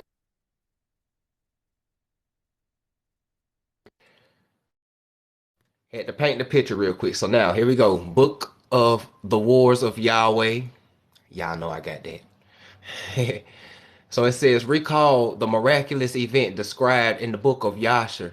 Those and other mentioned books have been completely lost, so they say. Vatican. On the other hand, some lost books, such as the book of Adam and Eve, oh shit, the book of Enoch, it ain't lost. It's most definitely not lost. Most definitely not lost. Shout out to the homeboy because he been fucking up all history, but he did something right for once by keeping that book. You know what I'm saying? He been messing up all history. All history he been fucking up, but he did something right that one time though. Just like a Negro. That's how we know he black. He fucking up until we get something right. That one thing right, we good. We go down in history. So the book of Enoch, the book of Noah, and the book of Jubilees. That ain't lost either. Gotta do it one more time, cause seeing is believing. It's not lost either. Apocrypha. So have come down to us through the ages, preserved by translations and languages other than Hebrew, sometimes partly or entirely rewritten, sometimes partly or entirely rewritten, sometimes partly and entirely rewritten. Repetition is the father of learning. By the later renders, these manuscripts are important not only for reiterating biblical data, but also because they purport to private added details to provide added details. Repetition is the father of learning, to biblical tales. And some of them record the incident of the intermarriage and fill in the details. Intermarriage. The Bible in Genesis presents a God who is of two contradictory minds. Contradictory minds. Those of us who first woke up to this journey, and we was like, damn, bro, the Bible contradicts itself. Because what we in the last live, what they said, they put two deities and made one and called them Yahweh. So this is why when you read the Bible, you're like, hold on, what? He contradicting himself right here, because one is speaking and the other is speaking too. You have to decipher which is which. That's a gem. So now, he is angered by the intermarriage of the sons of Elohim. God, who is of two contradictory minds, he is angered by the intermarriage of the two, not two, but is angered by the intermarriage of the sons of the Elohim with the daughters of.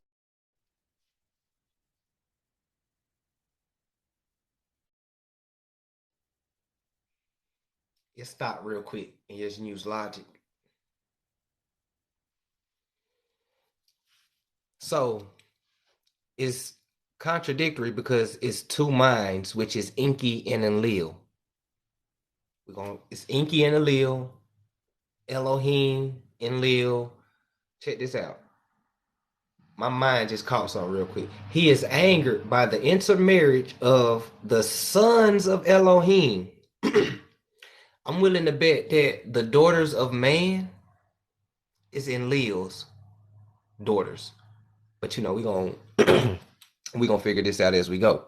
But the sons of Elohim with the daughters of man, yet later on considered the offspring to be heroic men of renown. He decides to wipe mankind off the face of the earth.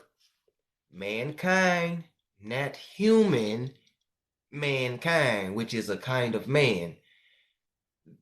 History repeats itself.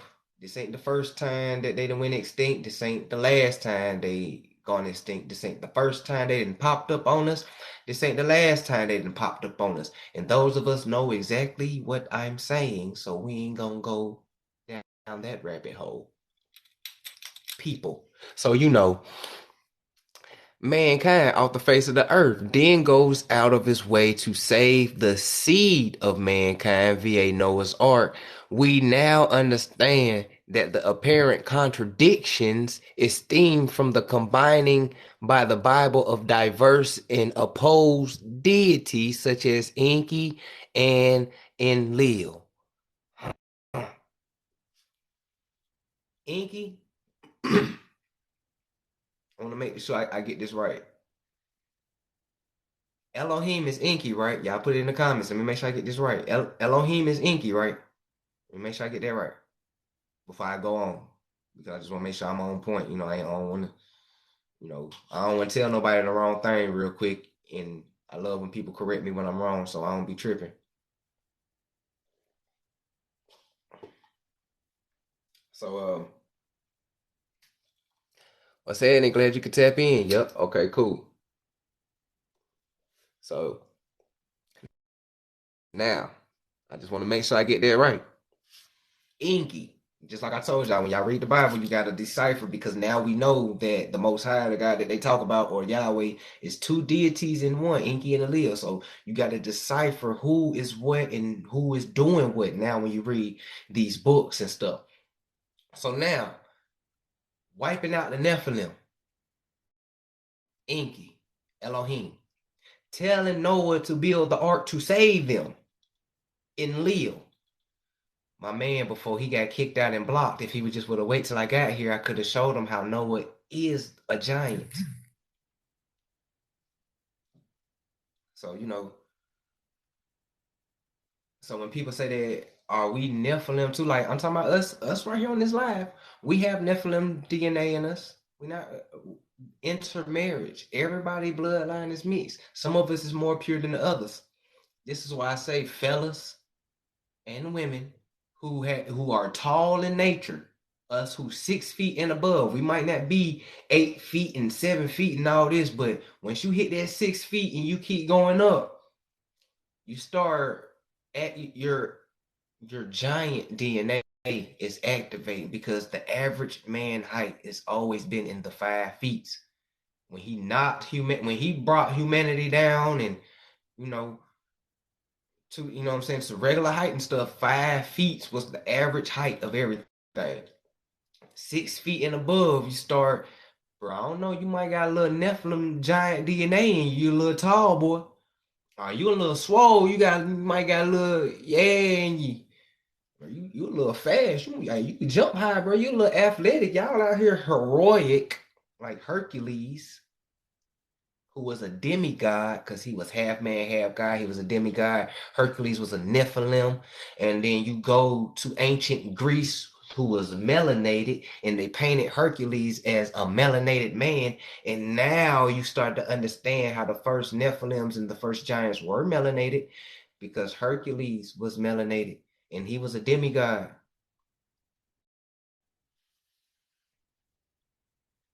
Noah had how many sons? Even though you don't like Edomites, and even though you don't like Japhet, they still sons now. So if his sons from different tribes hold the Nephilim DNA, he had to have the Nephilim DNA, which means that Noah had to be a demigod.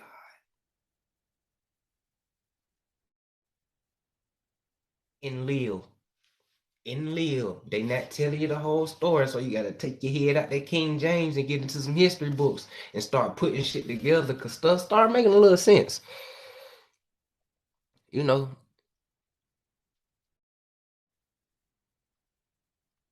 has many names. Yup. There we go. Pop out that six finger on them. Hey, Power Gen, I can't say nothing because my daughter was born with 6 fingers. She was born with an extra finger. They had to wrap it up so it could fall off. I was like, what? My mom was like, you had one too. I was like, what? And then when you do the research, you find out that American Indians, that's one of the genetic mutations of American Indians is a six finger. Do your research. Don't take it from me. I always encourage people to do their research. American Indians, that's one of their genetic mutations. A six finger. Some people are hairy like Wildman. Some people have horns. Some people got tails. American Indians got 6 fingers. Now, when you start thinking about amphibians, Turtle Island, reptiles, oh snap, we back at it. Back at it. Yeah. Webs. Webs. Look at webs. You know what I'm saying? Come on. Come on. So, you know,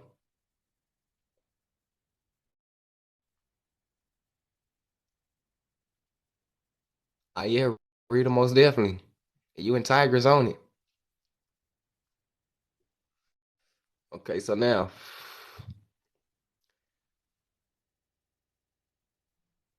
so we now understand that the apparent contradiction stemmed from the combining by the Bible of diverse and opposed deities such as Enki and Enlil into one divine entity, Yahweh.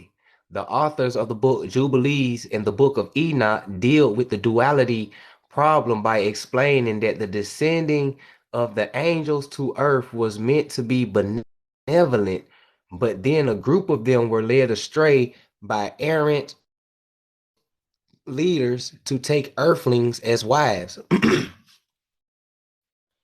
So, which goes back to what I've been telling a lot of folks that's been in the sheep community, that not all fallen angels are evil. Not all Nephilim are evil. They intermarried. Those who still want to uphold the Father's covenant, they did. Those who didn't went astray. And it's the same thing in the Muslim faith. When you start talking about jinn, everybody think jinn is bad. Woo woo. There are good jinn who are still Muslims and pray 5 times a day to the east to Allah, who is Yahweh, which is, I don't know why people think Yahweh and Allah is different. They are the same people, it's just different translations, but still pray to him. And then you have some jinn who creates the alcohol jinn to make you sin. You got those. See, we have to stop generalizing things. This is another psyop that they did on humanity, is this generalization. This is why they always be like, we're all the same, we're all God's people and all that. Technically, yeah, cool. But some of y'all are disobedient, and I can't rock with y'all though. That's the difference. It's the morality. That's what separates us. That's what separate morality is what separates us. That's what makes us different. And a lot of them don't understand. Yeah, we all children of the Most High. He put everything here, from the grass to the greens to the human beings. Inky and Lil did that, yeah. But whose side you on? It's the question. And where your morality stand? That's another question. Those two things separates. So when you say that we all children of, which one? God is a title. Which one? Because we're reading about two of them, Inky and Alil. Which one? Who your father? You know what I'm saying? People got to be specific. But they created this generalization psyop. It was a small psyop. It was small and it was subtle, and they creeped it on the people. Generalized. And that's where a lot of people stuck at. It'd be the smallest shit. They also consider 6 fingers a curse, and they killed them and still hunt them. Yeah. Yorubas have the highest rate of twin births in the world, duality in Yoruba land. Yup. And if I'm not tripping, Yoruba is considered sub-Saharan. And if that's the case, sub-Saharan also got the highest number of albinos too. Connect them dots.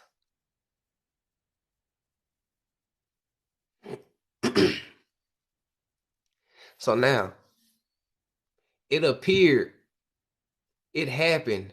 The Book of Jubilees reported during the time of Yared, he of descending, who was so named by his father Mahaleel, because it was then that the angels of the Lord descended to the earth.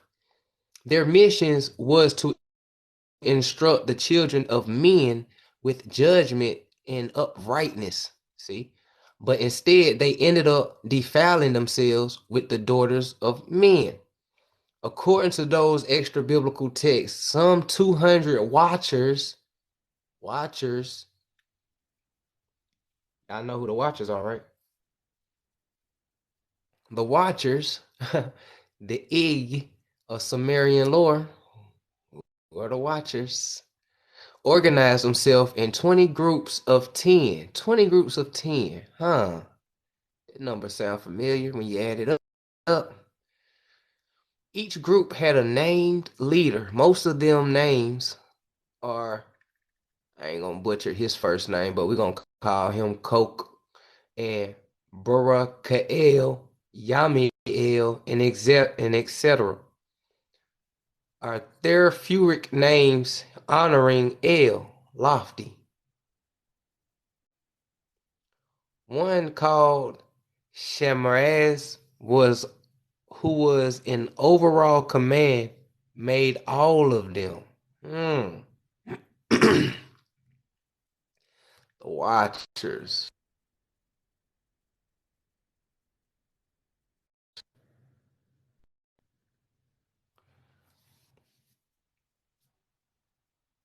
We had lots of albinos in Africa. Yeah, that's facts. And let me put this too. Something don't want me to talk, but let me put this through too. In a lot of those old books too, and just like the homie said, he said there's a lot of albinos in Africa. Here's something I learned from one of my African partners that worked with me. He said when you read these old books, just because it says a white man, that don't mean a Caucasian from Europe. They also call albinos white men. That's a little wordplay for you. So, hey, check this out. So, then each one of them chose from himself one, and they began to go unto them and defile themselves with them, and the woman bore giants. But according to the book of Enoch, the instigator of the transgressions, the one who led astray the sons of God and brought them down to earth and led them astray through the daughters of men, was actually the wrongdoing angel Azazel. Azazel. And Azel means the might of El, who was exiled for his sins. Lucifer, is that you? Lucifer, is that you? Lucifer, is that you? Oh, oh shit. Go by many names. So, hey, was actually the wrongdoing of angel Azel, the might of El, who was exiled for his sins. What's happening, D's? Nah, you not late. You just count the juicy part. We just, we still talking about Inky and Alil. We to the part where the fallen angels then came to the daughters of men, and we just found that the leader of the whole thing was an angel called Azel, which means the might of El, and he was exiled from his sins. And I'm like, Lucifer, nigga, is that you? You know what I'm saying? That's your story. So Yahweh did a child of Yahweh did a video on him. I gotta go check it out. He said, "Tho, right, right, brown sugar. Tho, is that you, bro? Tho, Lucifer, is this you? Come on, you know." According to the Mesopotamian text, which includes segments dealing with Marduk's exile, Marduk, boy, they didn't switch the name real quick within a sentence. Marduk was the first one to break the taboo and marry, as in parentheses, as distinct from just having sex. So he broke the taboo and he decided to marry his homegirl. You know what I'm saying? Sarah Panit, an earthling woman, and to have a son named Nabu by her. And one is left wondering to what extent Marduk's involvement played a role in Leo's anger. Okay, so he broke the taboo. It's like, look, bro, I'm tired of being a player. I don't want to be a player no more. You know what I'm saying? He's like, bro, I'm tired. You know what I'm saying? I think about settling down, having a little family, you know what I'm saying? All his cousins, siblings, like, bro, what are you talking about, man? This is what we came down here for. You know what I'm saying? Like, nah, man. I think I love Shawty, you feel me? Oh man, you done fell in love, bro. You will. She got you will. Man, say what y'all want, man. I love her, dog. You know what I'm saying? And then Pops come along and Leo, he mad, bro. What are you talking about, man? We pimp for life. What are you talking about this marriage? That's pretty much what I got hood version. You know what I'm saying? So you know, you got tired of being a player, you know what I'm saying? It happens. You know. Enoch, it will be recalled, was the next pre the I ain't even gonna butcher that, but the pre patriarch after Yared who walked with the Elohim and did not die, for he was taken away to be with them and stated in Genesis. And Enoch walked with the Elohim after, okay, so this Genesis chapter 5, verse 21 through 24. And Enoch walked with the Elohim after he had begotten, his child, 300 more years and begot sons and daughters, and all the days of Enoch were 365 years. Enoch walked with the Elohim and was no more, for Elohim had taken him. Enoch is part of Enlil folk. He was like, bruh, I'm tired, dog. So not only Marduk decided to marry his chick, Enoch was like, look, Pops, I'm gonna go ahead and roll with Ump. You know what I'm saying? His way seemed a little bit better than yours. You be tripping. He kicked it with Big Ump. Big Ump took him under his wing. I got you, nephew. You know what I'm saying? And it was it. You did. So, another giant. There you go. Exactly. Now all fallen angels are bad. See, Kevin Gates got a song that I like. It's called "Fly Again." If y'all get a chance, go listen to his song. Kevin Gates called "Fly Again." You know, man, look, he's blackballed right now because he's going totally against the grain with the type of music he's going back to making with his spirituality. And y'all go check out his interviews because he's going real deep in a whole lot of stuff, and he's very much blackballed. And I tried to do a Kevin Gates video, but TikTok snatched that bit down real quick. That's how I got my second strike on here. So I can't post no breakdown on that, but he broke his oath. Just know that. And he talking about stuff he's not supposed to in the realm that he's in of industry. But go check out his song "Fly Again." He talks about Nephilim, and it's a verse on there. He gets deep and he says the council got mad at me. He was like, because I came down here to earth, fell in love with a woman, I gave her my wings, and I can't get back into heaven. That's Nephilim. Fell in love. He got exiled, taboo for marrying an earthling woman, gave her his wings, and he can't get back into heaven, but the council changed their mind in the end. Go check out that song, man. It's deep. It's deep. I'm telling you. It's that brother deep, man. Folks call him weird because they don't. He be saying some weird shit. I ain't even gonna say he be saying some weird shit sometimes, but it's entertainment. You got to keep your buzz going when you in that realm. So you got to say slick, weird shit. So you got to remember, he's still presenting to a toxic audience. So every now and then you gotta say some toxic stuff. Like if we was a toxic audience on here, I'll be saying some toxic shit too, just to keep y'all interested. But he'll say that to capture people's attention, then he'll drop the gems right after that. You gotta pay attention to that. He's slick with it. You know what I'm saying?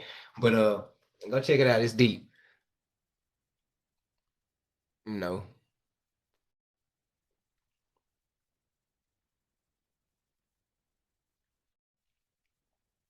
Someone just messaged me about that Anunnaki.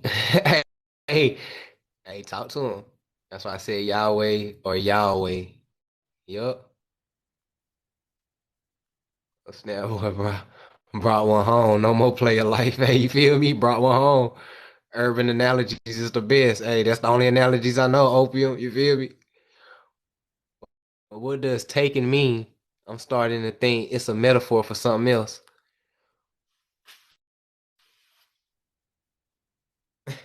You know, you get abducted sometimes. You know, I don't know. He probably brought an Earthling woman all the way back home to Sirius Star Constellation, which is probably that woman that they seen on that moon with that diamond in her. We gonna get banned on here, man. You listen to Andre 3000? Most definitely. I can't be from Atlanta and now listen to him. That's a disrespect. I've been peeping that on Gates. Yeah, hey, go check out Gates.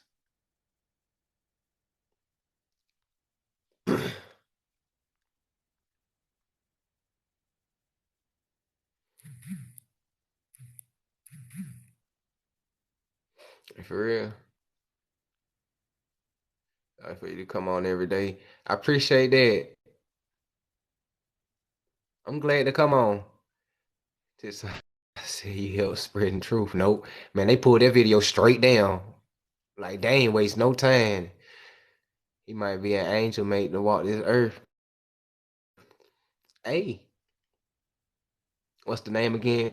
Kevin Gates, fly again. Yeah. He hey man, that brother taking up when the nukes hit, we chilling. You already know what's up.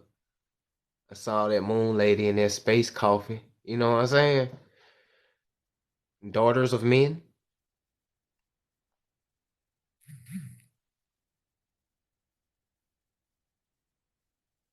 Oh yeah, we definitely gonna save her for another live.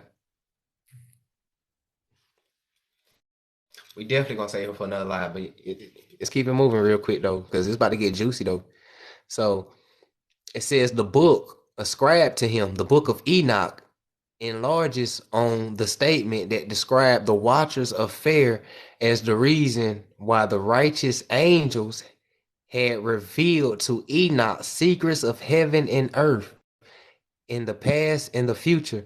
The purpose was to set mankind through the revelations to Enoch on a righteous path, a path from which it was diverted by the watcher's misdeeds.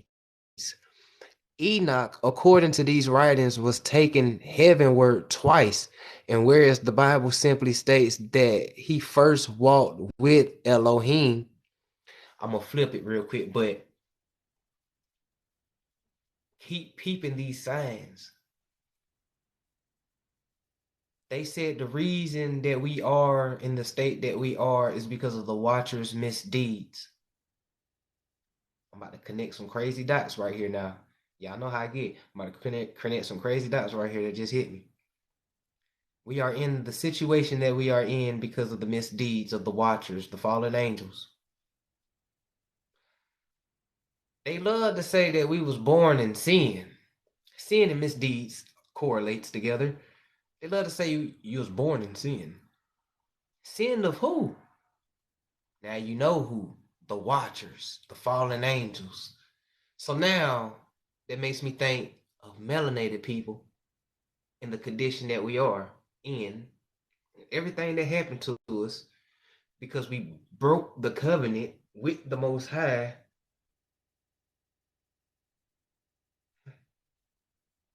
Hmm. Hmm. I'm just, the herb starting to hit just on some psychoactive stuff right now. But I'm still believing that we're children of the fallen angels, man. I can't nobody can't really change my mind on that for real.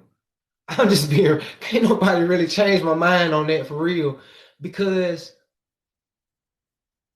the fallen angels was demigods and their talents and attributes was amazing. Amazing. And a lot of them, like Hercules, was also athletes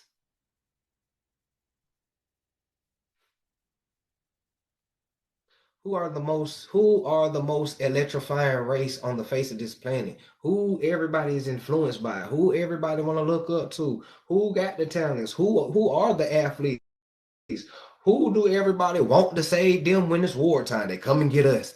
You know what I'm saying? We always win. I'm just saying, man. Look, I'm just saying. And then just like some of the Watchers and some of the Giants and some of the other Nephilim, The Most High is a merciful Most High. Once you realize your transgressions and you want to change, and you go to him and you ask for change and you start walking in the way of the light bearer, you start walking in the way of the light and the truth, and then you good. You can come on home.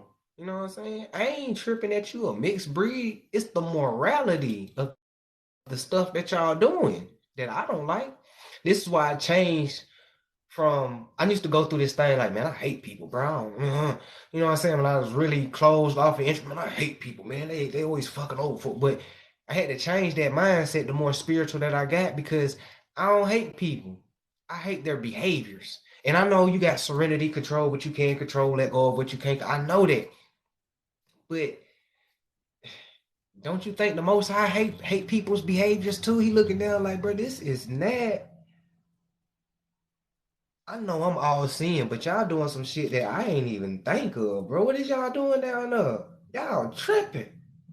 What is that? You know what I'm saying? Like for real, like we and shit be shocking me. So I know it be shocking the father because I'm an extension of the father. He probably like, damn, these folks be wild, man. You know what I'm saying? So I got into that mindset to start saying I hate people. I hate people's behaviors and I hate where the morality of stuff is going. You know, and I'm not sitting here like I'm all perfect and high and mighty sitting on the throne and stuff like that. But damn it, I ain't toxic though. You know, it's a difference. You know, you slip up, you make a mistake, you learn, you grow, you woo. Toxicity come in when you make a mistake, you recognize your mistake, and you keep making the same damn mistake over, and then that's when it becomes toxic. But when you learn from the mistake and you do better and you grow, then it's different. And you just sit here just looking at humanity. I'm like, bro, y'all making the same mistake, complaining about the same shit, divided about the same thing. Just, boy, I hate the behavior. Fucking over good people getting hurt. You know what I'm saying? Hurt people getting hurt, good people getting hurt. Folks don't give a fuck. Everybody's selfish, operating on the ego in 3D realm. You just sitting back like, I know that we are brothers and sisters, which means we all that I know that's extended to me through melanin and everything like this. We all are extensions of the Most High and the children of the Sun, children of the Sun. So when I look at you, my brother, I don't see you as a junkie. I see you as a brother who's led astray so far deep that, but it ain't too late. I don't see you as a sister in the street, you know what I'm saying? Like just selling your body or whatever. Like I'm not here to judge you. I see you as my sister. You just been led astray by this 3D matrix that's been placed over your eyes. And there's greatness inside you. You ain't depressed, my brother. This matrix got you depressed because you too attached to the material shit that's on here. Detach. Find your happiness within. You know what I'm saying? Like, man, it's so much light, man. And that's the thing that makes me mad. This is one reason why I can't look certain people in their eyes because it's just like you see the greatness, but you also see the pain. You see the hurt. You see the trauma.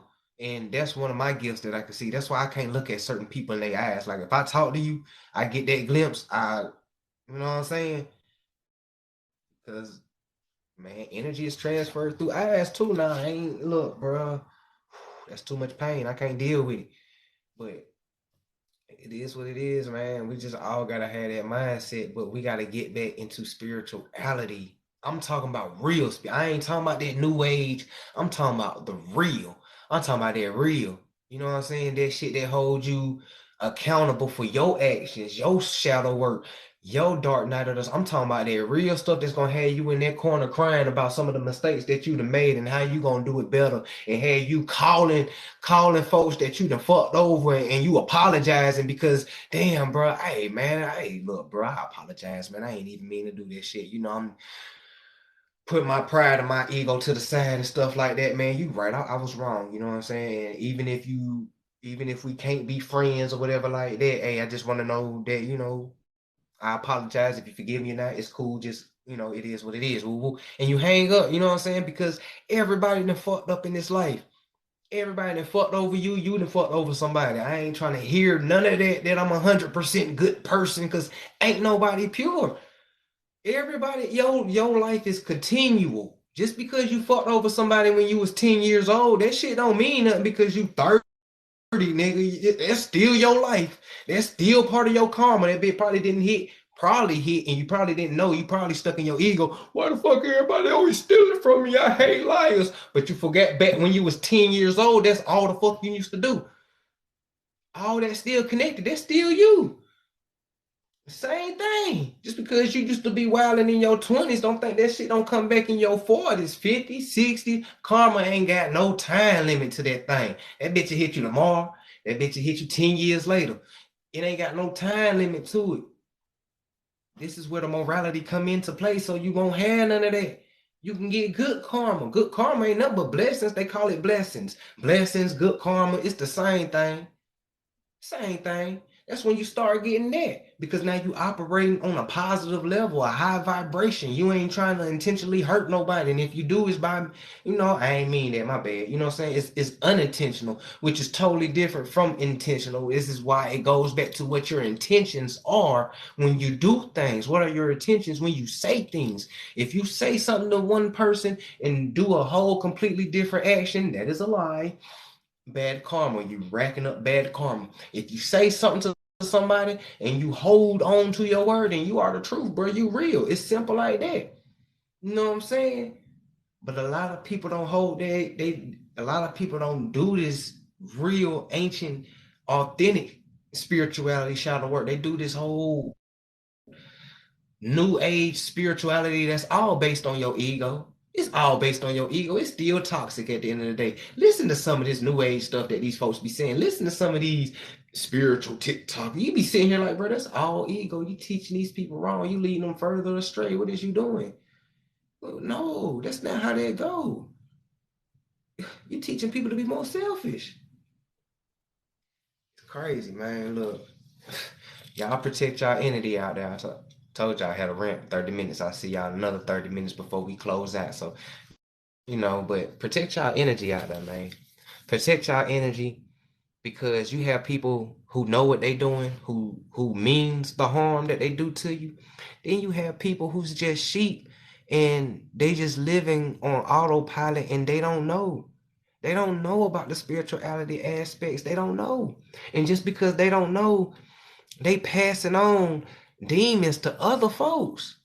They don't know. They doing it out of ignorance because they only know 3D stuff. They don't know that life is deeper. They don't know you are deeper. You have a spirit. You don't know if you kick it with this person who's being plagued by a depression spirit or a lust spirit or something like that, and they come kick it with you, that mother can jump to you.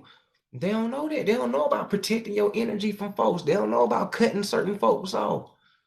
Some people is too bound to the 3D that they scared to cut people off. They scared to be alone. I don't want to cut everybody off. I'm scared to be alone. That's what's going on in their mind. So that's why they hold on to the few toxic people that they got left.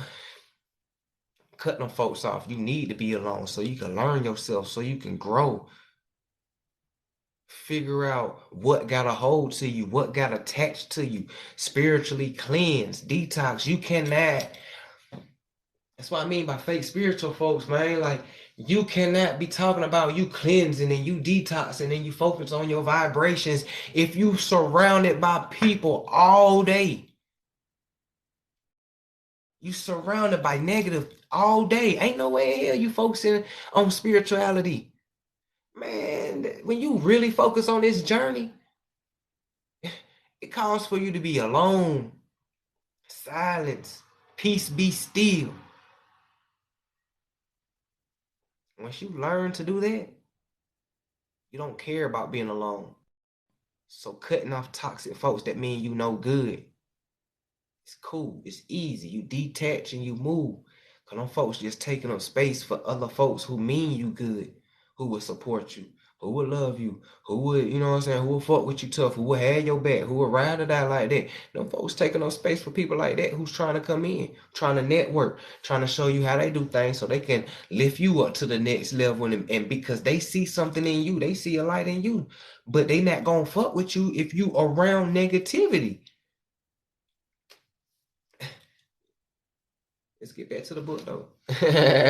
So let's get back to the book. Let's actually flip the book.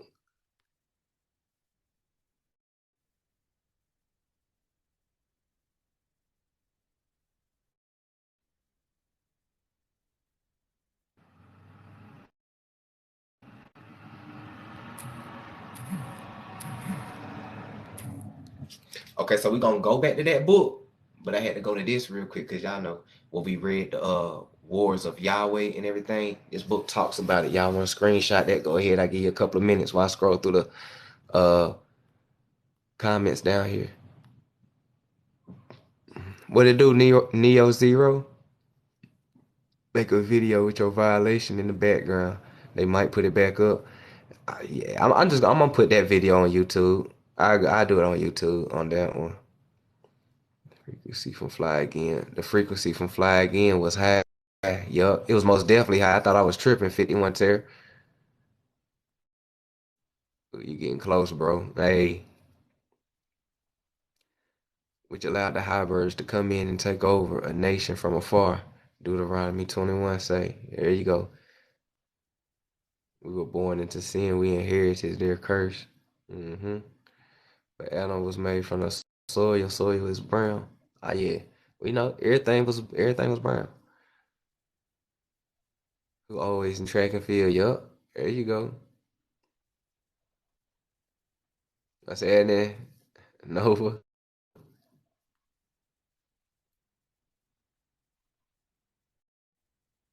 Mm-hmm.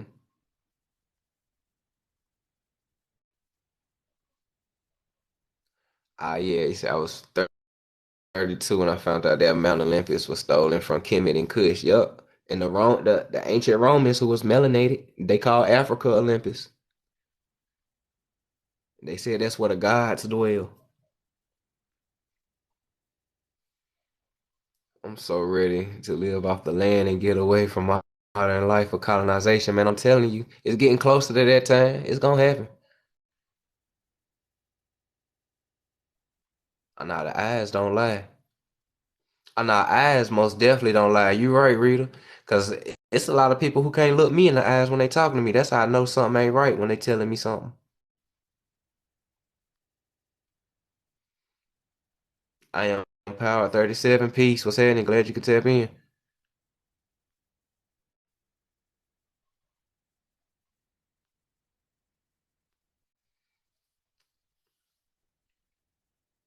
hmm They don't know consciousness never dies. It's most definitely don't never die. Just get off, and I'm glad I caught you. I'm glad you tuned in too. We have to be alone to detox from the daily spirits and restore your energy. Yes, gotta get that balance. Is Kenny a good place or not?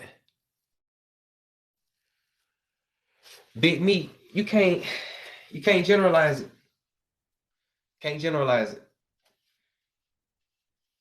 Like any other place in the world, you got good people and bad people in it. That's all it is. That's all it is. And that's everywhere. No place can be bad, but the people inside the place, you got good people, you got bad people. That's all.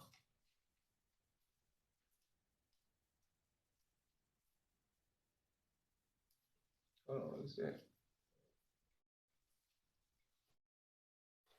So, Yahweh and the gods and goddesses of Canaan.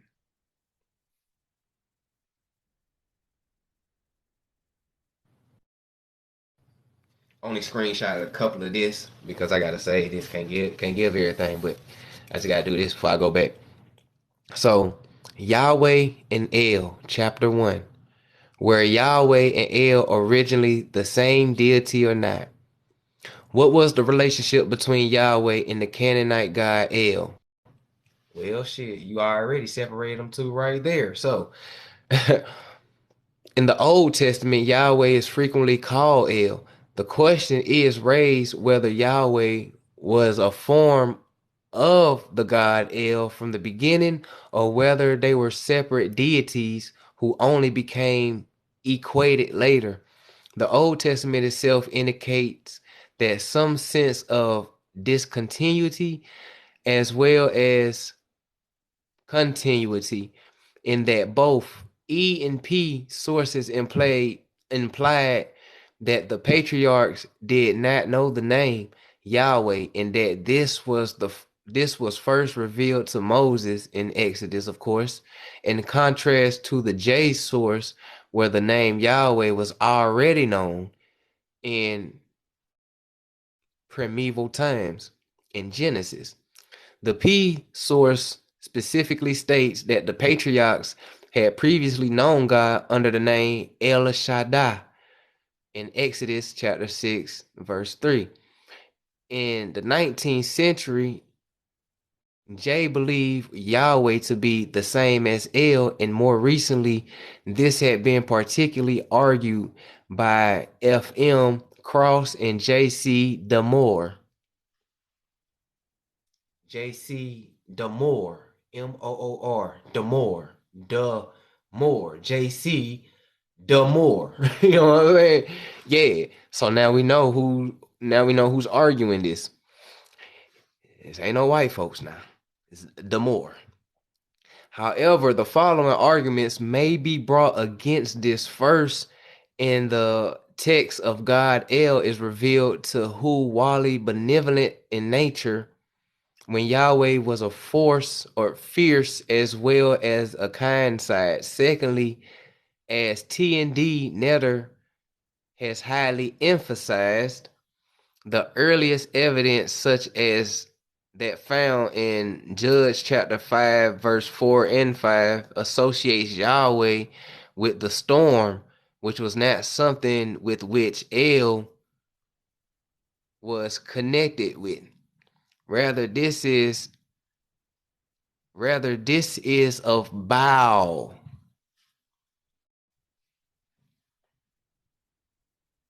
Baal. Baal. Enki and Elil. Elohim.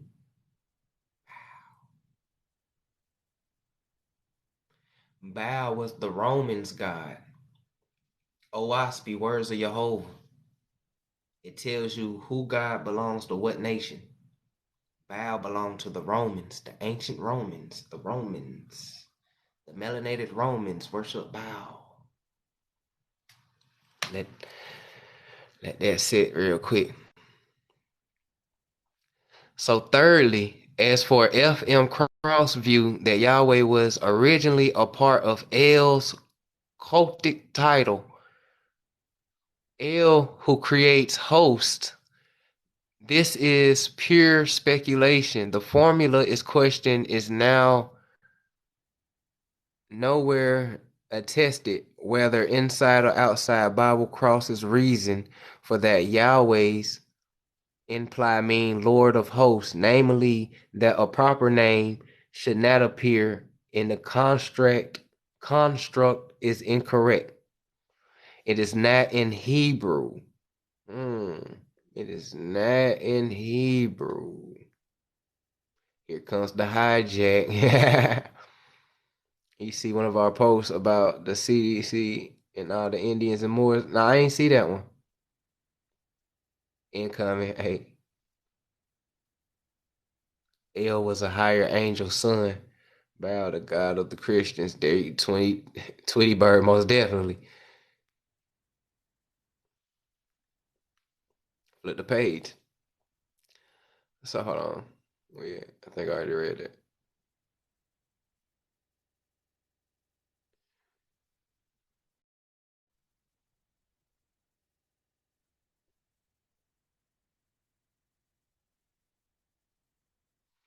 Okay, hold on. That test in Hebrew, I'll leave off here. Pure speculation formula. Okay, here it is. Lord of hosts, namely, incorrect. Further, is not intended in, it is not a test in Hebrew. And though this is the case of Aramaic and Syriac, I ain't never heard of that language. Syriac. Somebody hit that research for a bro real quick. Yahweh in any case more likely means he is rather than he causes to be or create. To suppose otherwise requires emendation of the Hebrew text in Exodus chapter 3 verse 14, I am, which explains the name Yahweh. I conclude therefore that El and Yahweh were originally distinct deities that became one, which explains the name Yahweh. I conclude therefore El and Yahweh were originally distinct deities that became one. This view was held as long ago as F.K. Movers and has been urged since by scholars such as T.N.D. Mittinger. Okay. It is interesting.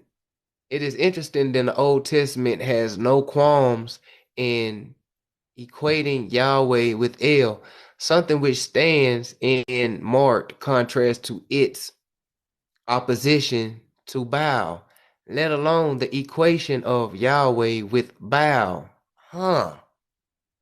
Huh. This must reflect a favorable judgment. Uh-oh. On El's characteristic as supreme deity, creator God, and one possessed of wisdom, El was deemed wholly fit to be equated with Yahweh.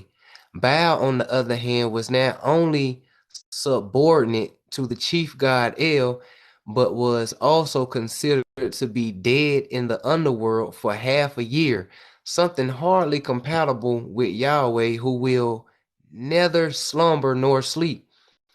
Since Yahweh and El were originally separate deities, the question is raised where Yahweh himself not appeared to be a Canaanite god of origin. Huh.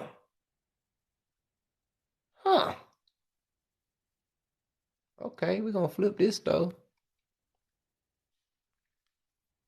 Okay, I had to move it up. Okay, there we go. Yahweh himself does not appear to have been a Canaanite god in origin. For example, he does not appear in the Python list, the Ugric Python list, Pantheon list. Most scholars who have written on the subject during recent decades support the idea that Yahweh had his origins outside the land of Israel to the south in the area of Madian. Oh shit. Excuse my language. Okay. And then you got the Bible verses. You got Judge chapter 5, verse 4 through 5, Deuteronomy 33, chapter 33, verse 2, you know. And there has been an increasing tendency to locate Mount Sinai and Kadesh in northwest Arabia rather than the Sinai Peninsula itself.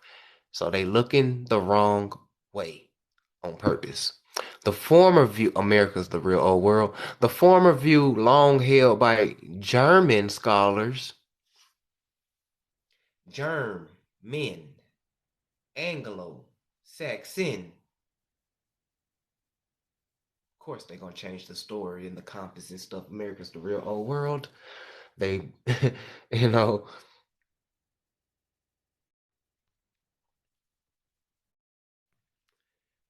has been supported by evidence of a civilization in the Hejaz area in northwest Arabia, Madian, in the late Bronze Age, early Iron Age, in contrast to the general lack of this in the period in the Sinai Peninsula.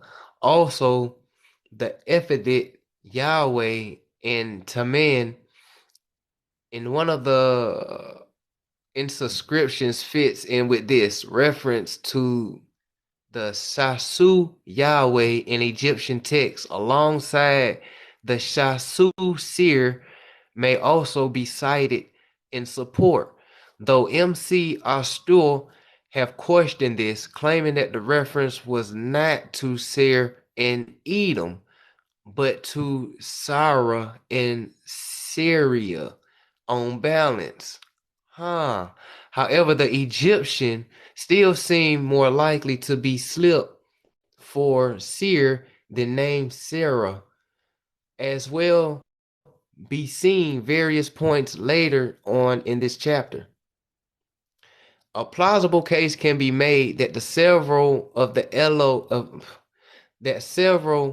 El epithets referred to the Genesis in connection with the patriarchal religion do indeed derive from the worship of the Canaanite god El, in parentheses, El Shaddad, Elo, Elam, okay, El Shaddad, Elam, Islam, Elam, and possibly El Elyon, El Elyon.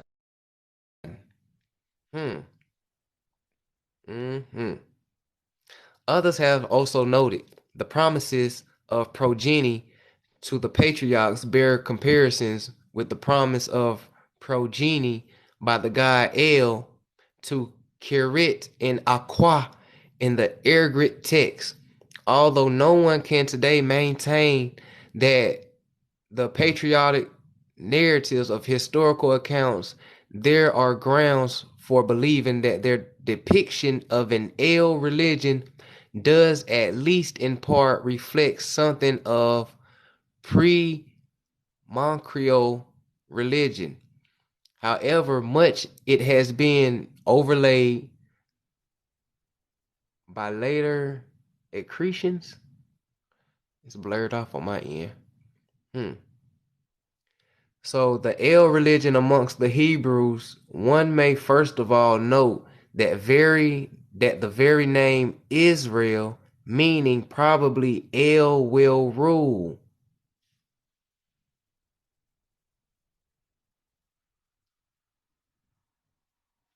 Hold on, man. Hold on. I just had a mouthful real quick. Hold on. Israel, El will rule. From what we've been reading, El is not who we think it is it? Or am I tripping? Let's see. So were they brothers? Yep. What book is this? This is hold on, I can flip back real quick. Yahweh and the gods and goddesses of Canaan.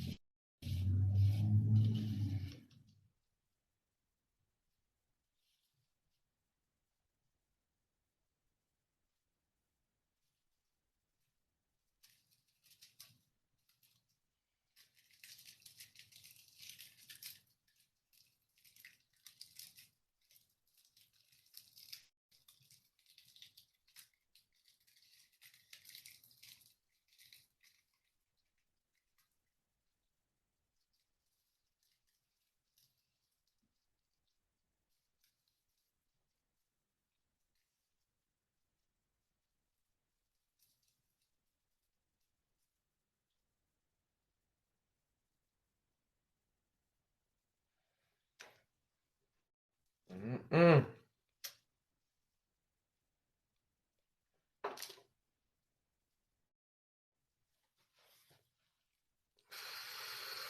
Oh, yeah,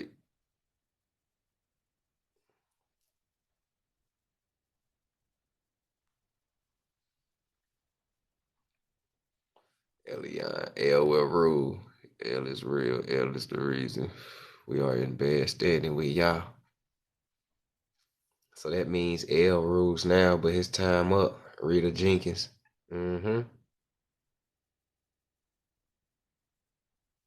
Boom, you own it. That's why it's called El Salvador.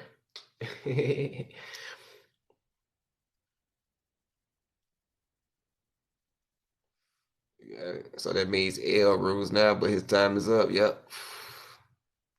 Are you welcome? No problem. So, and it says,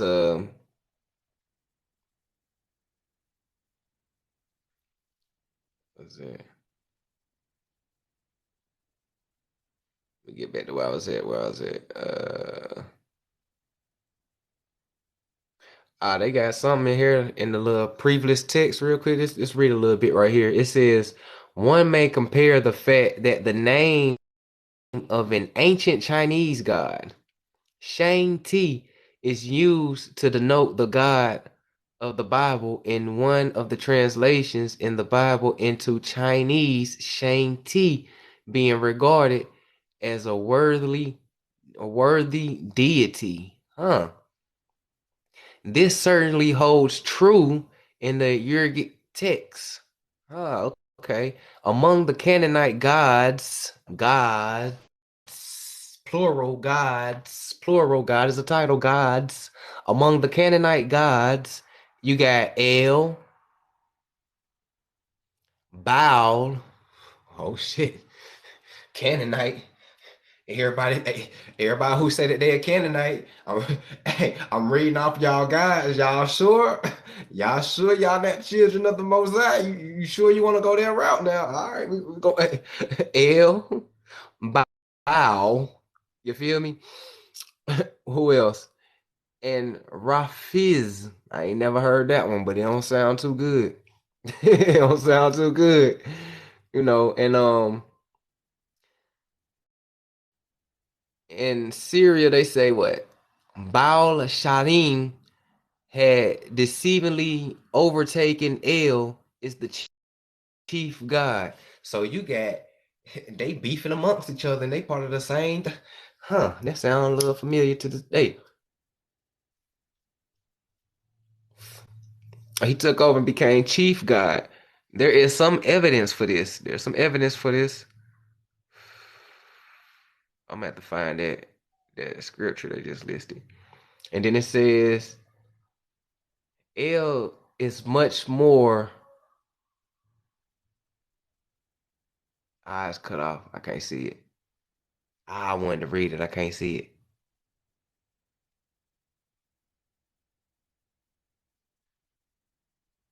It says El seems to be supreme. More particularly, I note that extra biblical evidence is drawn from Phoenicia, and Syria, and that Palestine, and that in better there was much greater continuity with the older Canaanite mythology of your grit.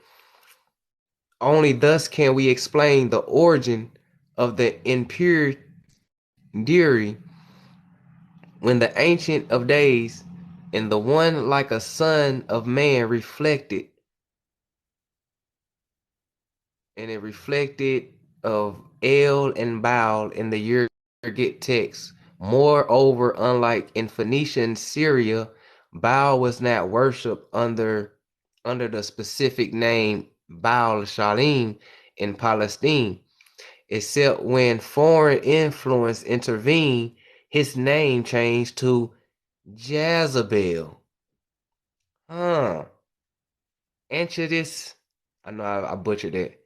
Ant Antrois, Atrocis, and Ephanes. Even the arch minimalist feels confident about this. The development of the Israelite religion in the light of recent studies on the early history of Israel. Ah, okay, okay.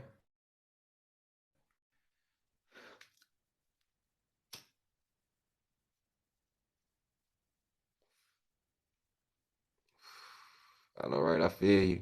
It don't feel right when I say it. Let me say, where y'all at?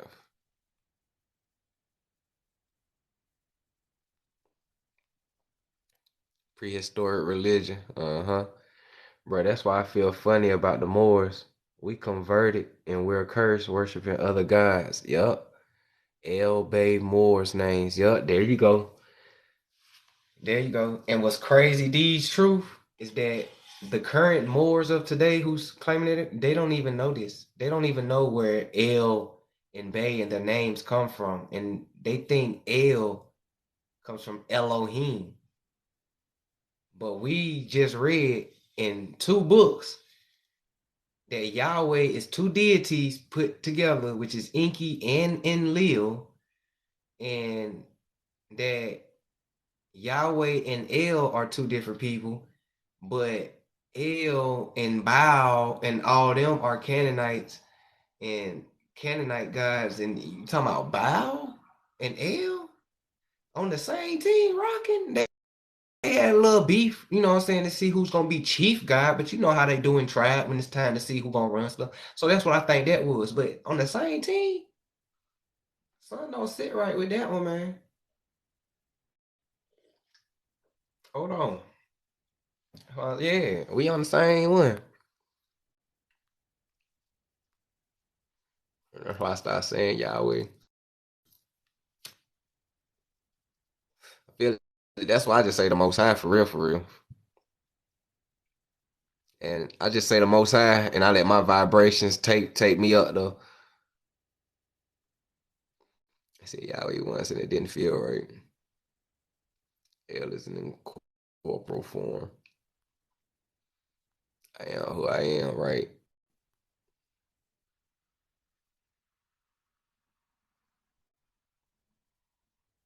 Shabbat shalom.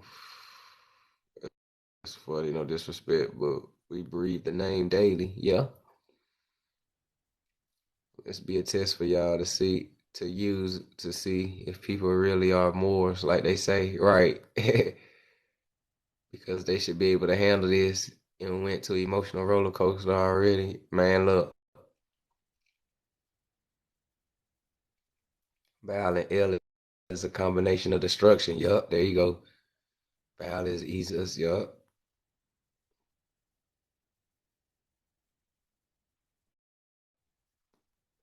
right. You know, most high, high power, the great spirit. You know what I'm saying? Like, and I let my energy do the thing. But check this out, though. Check this out. Check this out. Check this out. Where we at? So it says, note the very name Israel, meaning probably El will rule, a name already attested in the late 13th century BCE on the stele of the Egyptian pharaoh Menphra or Menptah.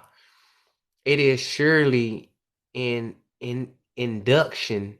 Uh, uh, my tongue. It is surely in indication of El's early importance that the very name of the people incorporates the name of the god El. Secondly, various notes prior to the rise. Hmm.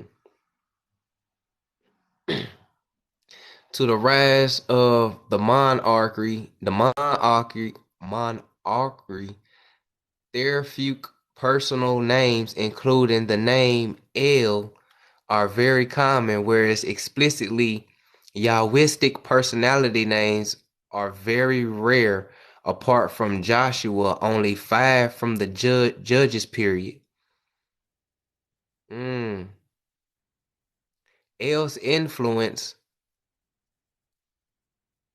granted that El and Yahweh are originally separate deities. One last time.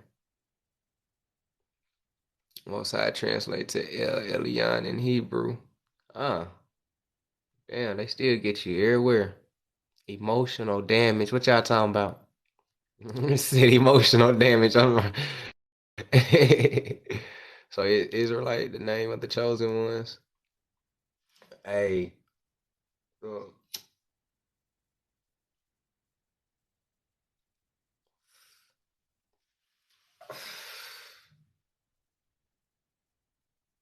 I ain't even gonna lie. I don't know. I mean, we doing our research. I don't know. I mean, all these are titles that came from somewhere. I just man, look, I don't know. I ain't even gonna sit here and stand on something and tell you something that I don't know. 'Cause I'm still doing the research. Like me, I ain't never me personally, I since I think that all of this information and all this knowledge is connected, because it is, I just say that the chosen ones are those star seeds, indigo children, those who's supposed to just wake up. That's just how I feel. I feel like at the end of the day, the Most High didn't give us a title or a name. We were just spiritual and we were just one with nature. I feel like all of the titles and names and stuff start coming when people start beefing and going to war and you start clicking up, and then your gangs start getting names and stuff like that. So it's hard to say. So I just say I'm a child of the Most High. Put it like that. I'm a child of the Most High, and when I say it with a high vibration, it reaches. So, so much as names. I mean, Inky and Alil, we know that already. So, but like I said, my last live when we did this book though, in the beginning when it was talking about Eve and Adam and the serpent and stuff like that, the last live it sparked the idea that these two people are in reverse. Inky and Alil is in reverse. That's why I asked that question, is Inky Elohim earlier? Because in the last live, it kind of showed us that Inky and Alil are reverse because we learned that Cain and Abel is reverse. The serpent isn't what they tell us, and you know, what they tell us is bad is really good, and what's good is really bad. So you have to think about it like that. So I think in Lil, hypothetically, just theory speaking, I think in Lil is really Elohim at the end of the day. And I think Inky is really like El and Baal and all like because I believe it's all flip. And that's the reason why they combine both deities into one. And from then on, they just start flooding history with just Yahweh and God and Jesus and all of these are. And that goes back to the God video that I did. All of the guys that we know today are two in one. Think about it. Think about it. Jesus, Serapis, and all those. Serapis are two Egyptian gods in one. Hermanubis is is Thoth going by different names. Dionysus is two gods in one. Zeus as well, believe it or not. And I'm sitting here just like they have a history of combining gods to create one to make it hard for people to.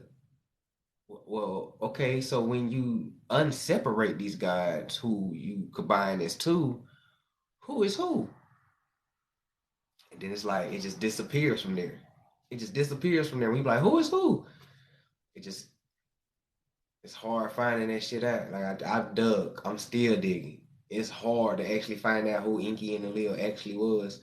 Like one of them was a destroyer. One of them was all for humanity. But which though?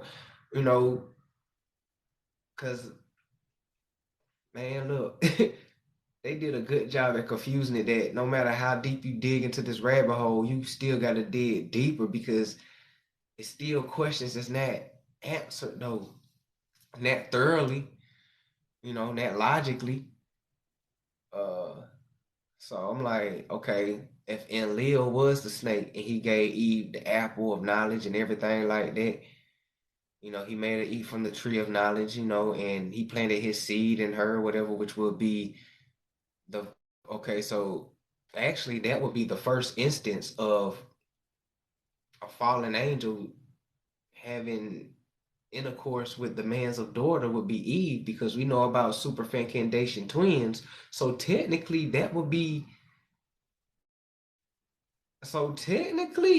Cain would be the first Nephilim. Was he a giant then? See, you know what I'm saying? This rabbit hole be having your mind going because technically, if Enlil is the serpent and he had intercourse with Eve and Cain is his seed in his super fecundation twins, Cain's a Nephilim, he a giant.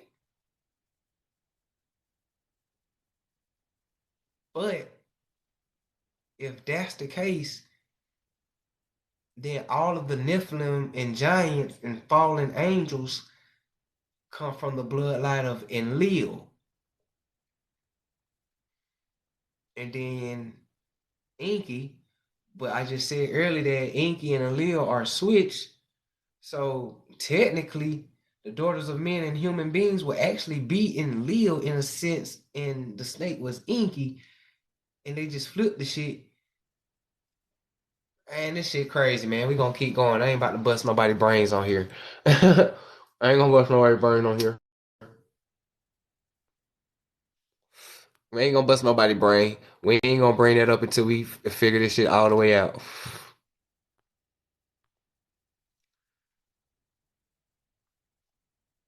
The skin of the snake is the mark. It's crazy, yeah. Which like yeah. So the skin of the snake would be the mark, which means that would be the reptilians.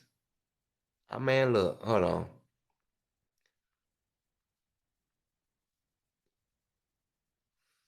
Part of the spiritual warfare is why they do that. I hate that shit, man. I'm telling you.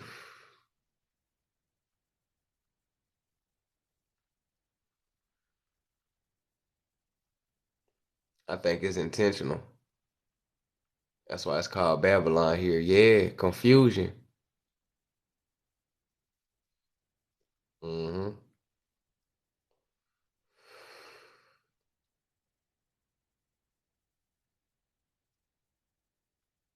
In Hebrew, El is power, exactly. Yah is masculine and West feminine. They are one. There's a lot of duality in these titles. Yeah, exactly. One went female, so maybe it was male and female. Yeah, that's what I'm getting to. Enlil is Elion, and Enki is all the gods on the earth. Yeah, yeah, okay.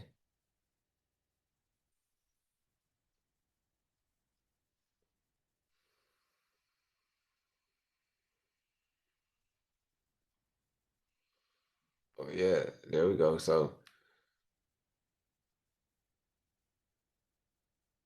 yeah, the Edomites did do this for a reason though. But it would make sense too about the duality because we have duality also within our souls.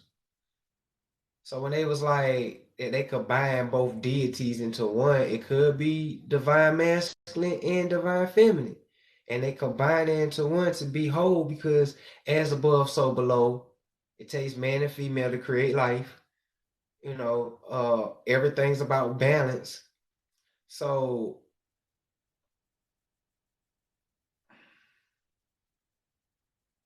hmm, it's always about duality. And too much of anything is bad for you. And you gotta be balanced. And I don't know what chapter in the Bible, but in one of those Bible verses, the Most High Yahweh, which is two deities in one, he said, he says, I create good and I create bad. I'm neither good nor evil. I am what I am. Huh.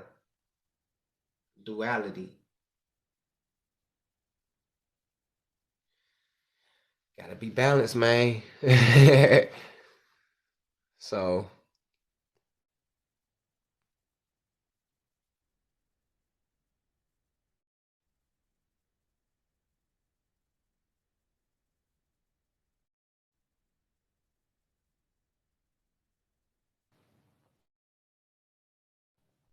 okay, so that's that on that book. Can't give you everything out of that. Let's go back to They Were Giants. Let's go back to the book. There were giants on Earth. You know, see, That's why I say it's why I always encourage people, when you do research, you gotta dig in different resources, find out certain chapters, certain lines, read it, then bounce to another book and watch how they connect. That's how you gotta do it. Watch how they connect. So not only did this book already told us that Yahweh is two deities in one, we also found it in another source that said the same thing. So now, let's finish up this book real quick. Well, not this whole book, but we about to finish up this chapter of this book. And then on the next live, yeah, I decided that we just gonna read this book together.